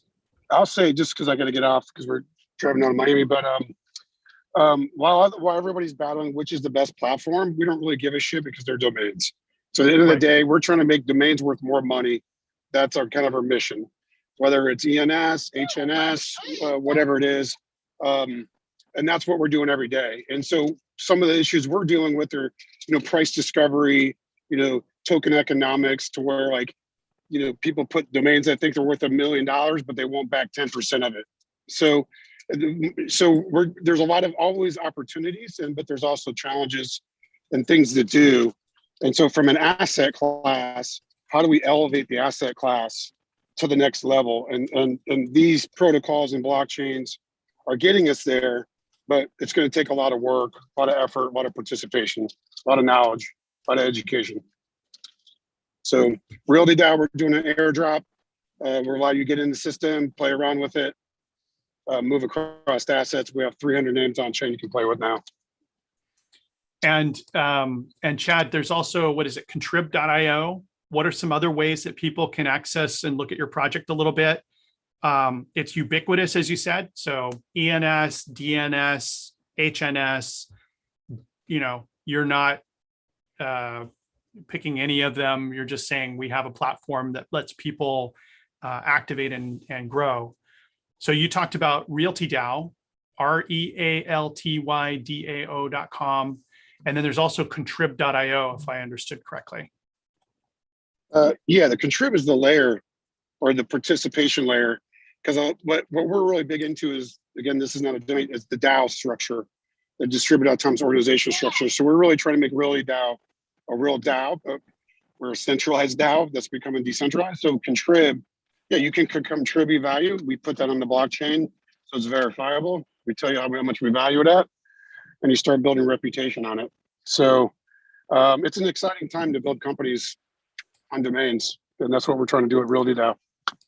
That's really impressive. Chad, thanks for all you're doing for the industry. And thanks for joining us today and investing some time on a Saturday. And please say hi to Bianca. Yeah, thank you. Thank you. All Yeah, right. thanks to all of you guys. Have a very good evening, Chad. Yeah. Well, I guess to round it out, Arif, wow, what a great day, man. That was pretty awesome. Yeah, as somebody who's new to that was pretty informative. I think we've got some topics for, later. As you start to get Domainer podcast going and getting that project going, maybe we'll go and do some topic dives on this. So yeah.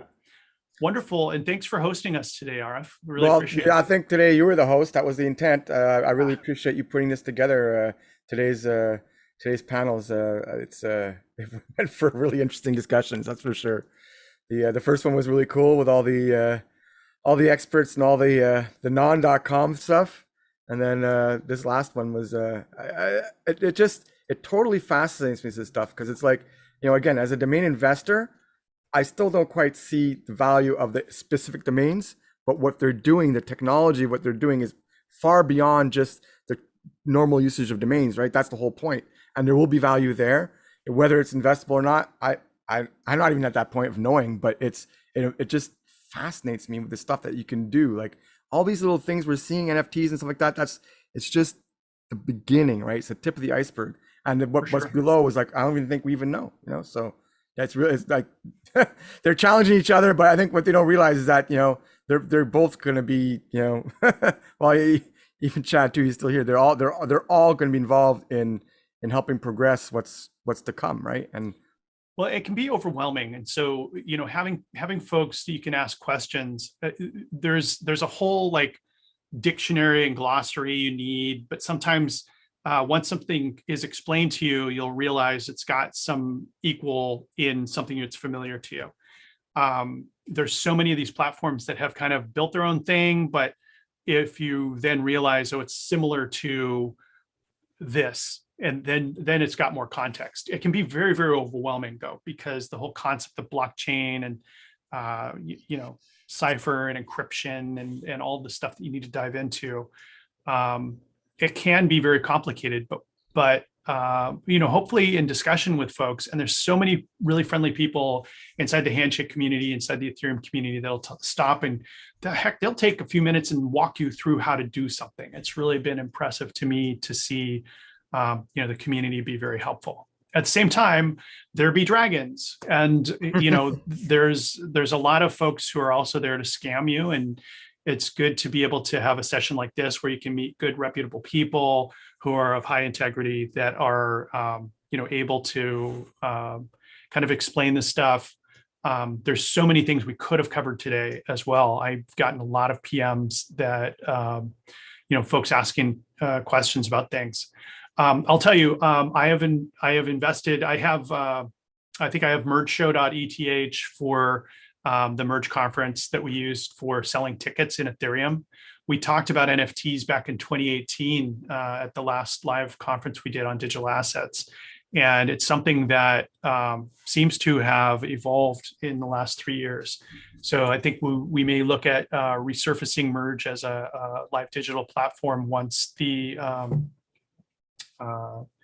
once the world comes back from the upside down, because having face-to-face meetings where you can ask questions is so much better than rectangles. All due respect to Zoom, but I also own quite a lot of Handshake names, and I got involved in and started looking at that. And what's been really fascinating is a very small investment. I was able to acquire a few names, and the secondary market there is I wouldn't say it's as incredible as the NFT space, but folks who are just learning about the project will come through and invest and try to get names that are very interesting to them in the generic words. So, I have essentially, earned back my investment, and I'm pretty much, net zero, but have, dozens of really good names in that space. And, it's just kind of interesting to experiment with and see what can be done there. In the world of ICANN, you have all kinds of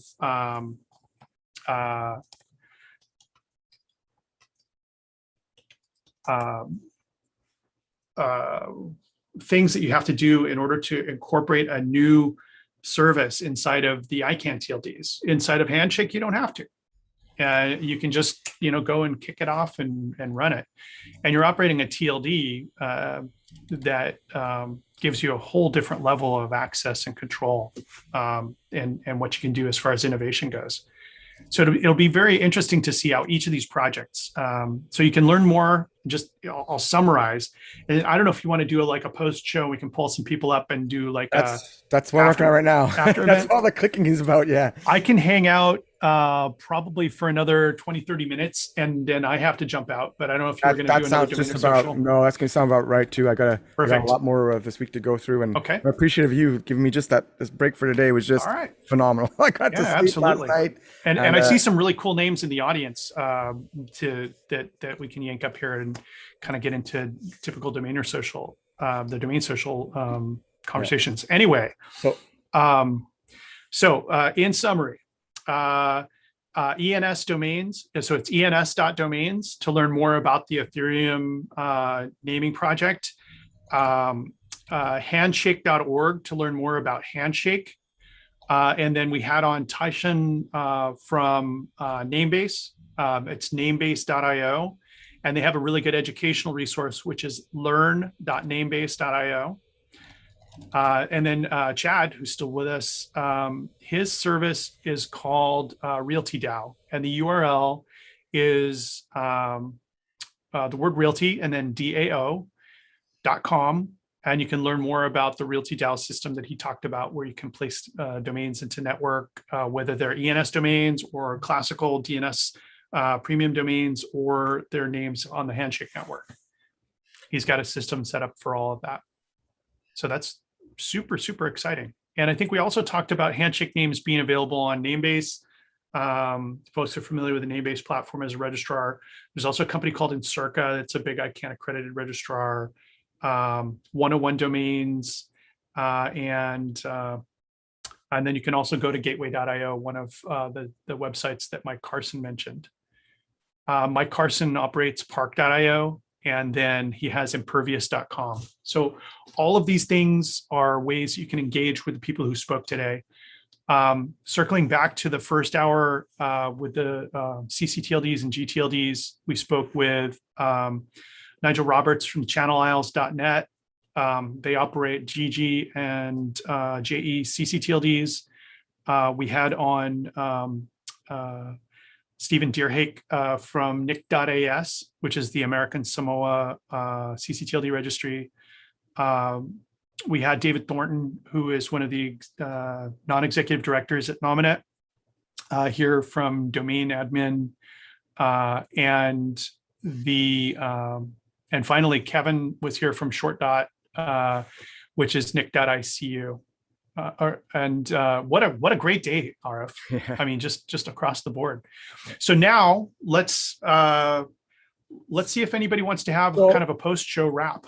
Yeah. If anybody wants to put, if you can do raise hand, it's under your reactions tab, and we'll pull you up on stage, or just hit Q&A and just say me or something like that, and we'll pull you up on stage. Otherwise, you're gonna have to listen to RF and I. I can hang out, probably another 18 or so minutes, and do some post-show Q&A perfect. or anything like that. So here's the thing. What we're going to do is I'm going to take a second to just put up the schedule for the rest of the week. But until then, so if anybody wants to come on while we're recorded and on YouTube, which usually a lot of people are shy to do, put your hand, like use the raise the hand feature right now on Zoom. And when I'm finished this part, I'll pull you up.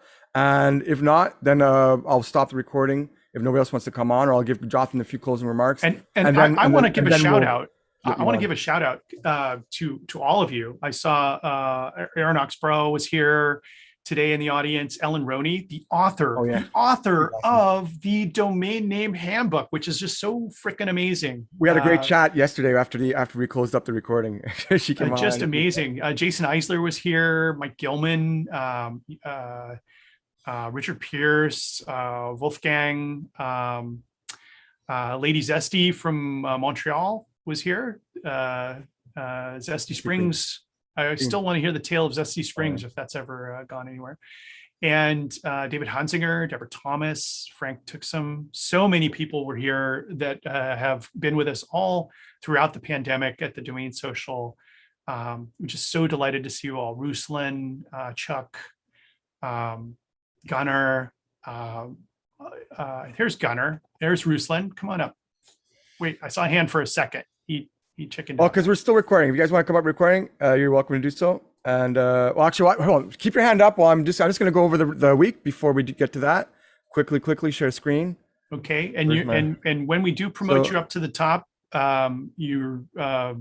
your client will freak out a little bit, but then you'll be back on. Yeah, at least it kicks you out of Zoom and you come back in as a panelist. So I'm just going to go over the rest of the week here. We have, so tomorrow, the two sessions, we have at 1 p.m. and 2:30 p.m. Eastern again. The first one is the Outbounders. That's going to be Jason Eisler, Roman Edmonds, and Alex Verdea. It's going to be probably a very passionate one as well. I know these guys are really into outbounding and sales and stuff like that. That should be a really good one. Then after that, I have a roundtable with Amar Kuba, Adam Strong, and Shane Cultra, total legends in the domain community. That's going to be a really fun one. Again, after that, I'm probably going to have a parking panel, just a short one. After that, we're going to just, I'll put that in the schedule as soon as I firm up a couple of potential guests. And then Monday, we start the week, I guess it's week 2, but it's 1 week, right? Domain week, 9 days a week. I have no idea why that came to be, but anyhow, Todd and Laith are going to be doing a cannabis panel about cannabis domains, and we might maybe find 1 or 2 more guests, but I mean, they know their stuff.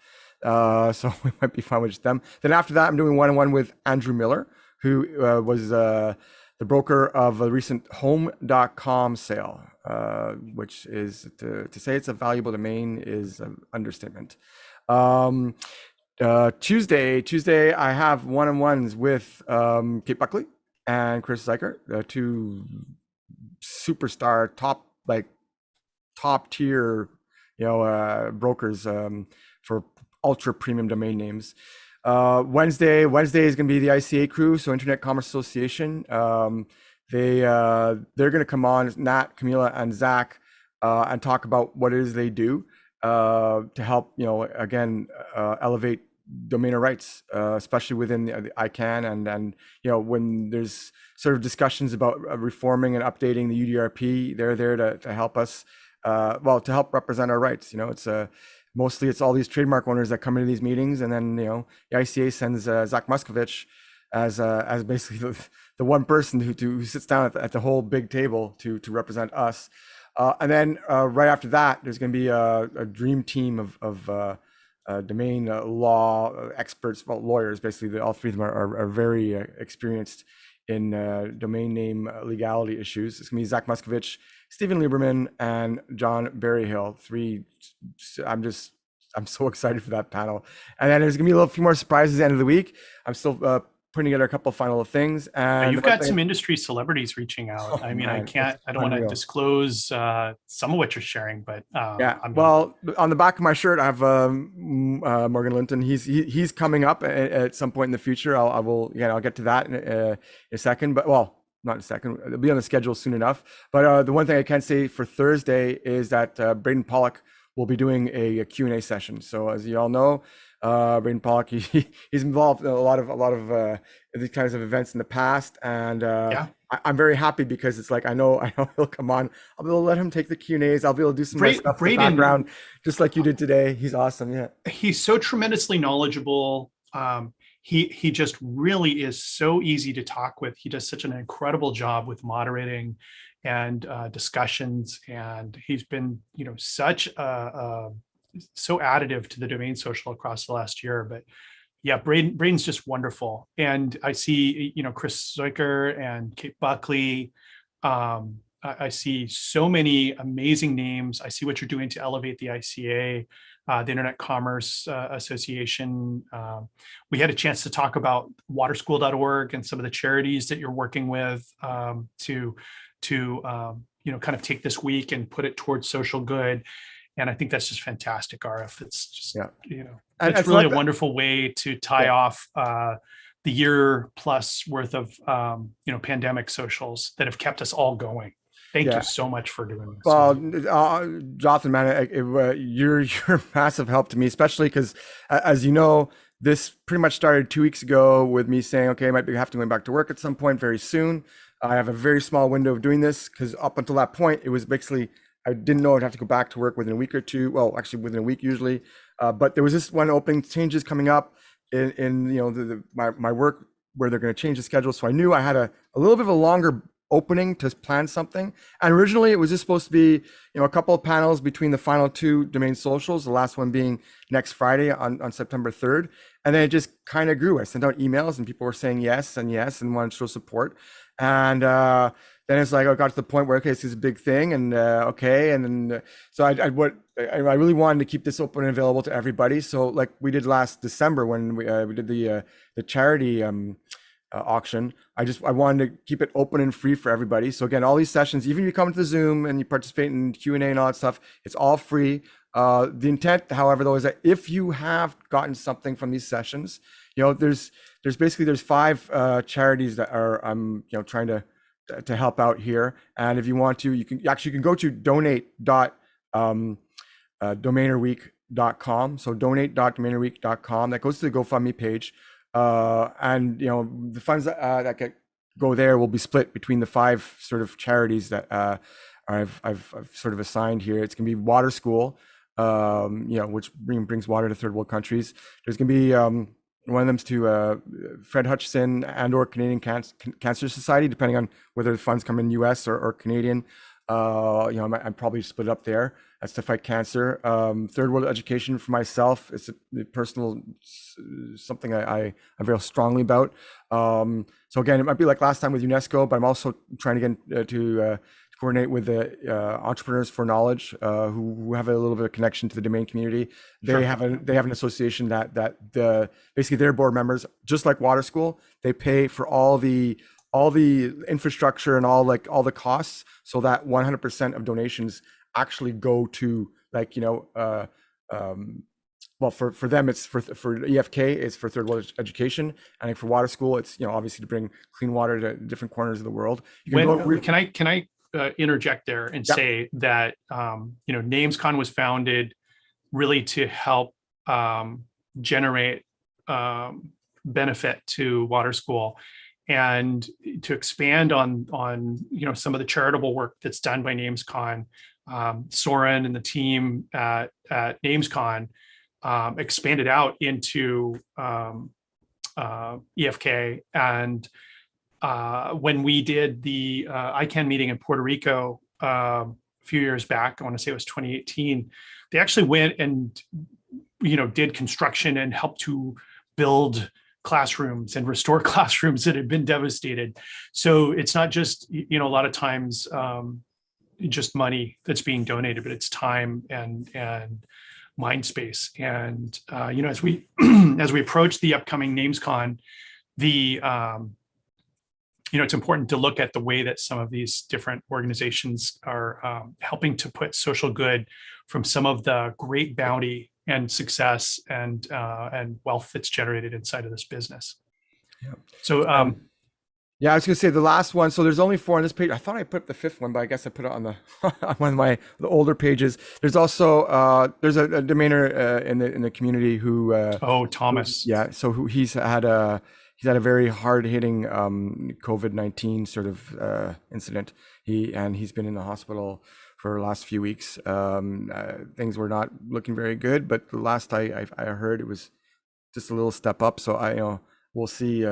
Hopefully things work out there. But so there'll be a part that goes to him as well. I wish. I'll just say this. This will be, I don't know, too political, but it's like, why can't we treat like wearing a mask like wearing a seatbelt in a car? It's a safety thing for you and others, and it just makes things a little bit easier. So many people could be avoiding so much exposure with masks and vaccination and stuff like that. I don't understand why it's political, but we're almost to the end of our COVID journey. And, without this pandemic, we wouldn't have met Arif, and we wouldn't have had all these wonderful socials. So maybe there's some silver linings in all this. Yeah. Also, it caused people to digitalize their projects at gunpoint and advance some of their aspirations of e-commerce websites, which has been bountiful in the domain investment space. I think Paul Nix from GoDaddy highlighted that in the session yesterday. And, change brings opportunity, I guess, but I just don't like saying that to some of the many people who have lost folks that they know who are, not with us because of this horrible pandemic. So anyway, I'm sorry to drop a toaster into the mood there, into the bathtub of our mood, but I just thought it would be, good to say these various charities and the people that we're trying to help through this. It's really great to see you do this, Arif. Yeah. Hey, this has been a great session. We brought Ruslan up, and he's been so chatty. But it's great to have him with us here. Yeah. Well, I think what I'll probably do on Ruslan, unless you want to say something on the YouTube stuff, I could stop the recording and stuff. Or do you have anything to say? Or well, so Arif, I need to drop out because I made some commitments. That's a good opportunity, I think, for us to end the day on YouTube, not here. And anyone else wants to come up afterwards, we can do that. How can people before you close this off? Yeah. You're going to have ongoing stuff that you do. What are some of the things that people can do to stay connected with this community you've built for when you do weekly, monthly? So go to DomainPodcast.com. Correct. So basically the DomainSocial.com is DomainSocial.com. That's kind of coming to an end. However, you go there right now, DomainPodcast.com / DomainSocial.com. Sign up there. I will be whenever I start the new one, which probably in a couple of weeks or whatever it is, more panels like this and a couple of socials every now and then. I'll just transfer the mailing list because it's pretty much same concept, the same people. So if you sign up to the DomainSocial.com right now, you'll be on all the future stuff. I'll make sure that everyone there is not lost and that will be transferred. So and then people will be able to go to the YouTube channel for Domain Podcast and see these recordings. Correct. Right now, I'm forwarding live.domainerweek.com to the YouTube channel. I'll probably do the same thing with live.domainpodcast.com. What is your YouTube channel? RF, what is your YouTube channel? The YouTube channel right now is a good question. It is, I just said it the other day. It is, I think it's Domain Podcast. Yes, the Domain Podcast. But I mean, the link is going to be youtube.com/c/Domain Podcast. I just wanted to get exactly what that was. Where do I have it? So if you came late today, whether you're on Clubhouse or whether you're on YouTube live stream, or if you're watching, well, obviously if you're watching the recording, you know how to see the recording, but you can check out any parts you might have missed in this long session, the 2 sessions on ccTLDs, gTLDs, and blockchain domains. Yeah. And so I'm Jothan Frakes. You can reach me at jothan.com. Got all my contact, LinkedIn, blah, blah, blah. And really delighted and privileged to have had a chance to have some of your time and attention today. And thanks for joining for. Yeah. And Jothan, really, honestly, thank you so much for helping out all along. Like these full 9 days have been total chaos for me to organize. And when I was reaching out to you for some advice on stuff throughout the week, you stepped up and you helped me do today. And I actually slept last night for the first time. I don't know how long. So I'm super appreciative of that. It's that new MyPillow? What? Not quite, but yeah. Yeah. So just to get back to your question, it's youtube.com/c/domain podcast. So, or Perfect. domain podcast is the name of the channel. So, Perfect. yeah. All right. Well, great to see you all the familiar Thanks again, faces, Jothan. and I'll see you more during Domainer Week this week through the September 3rd. Thanks, Arif, and thanks everybody for joining. Thank you. Yeah, thanks. So I'm going to stop the stream.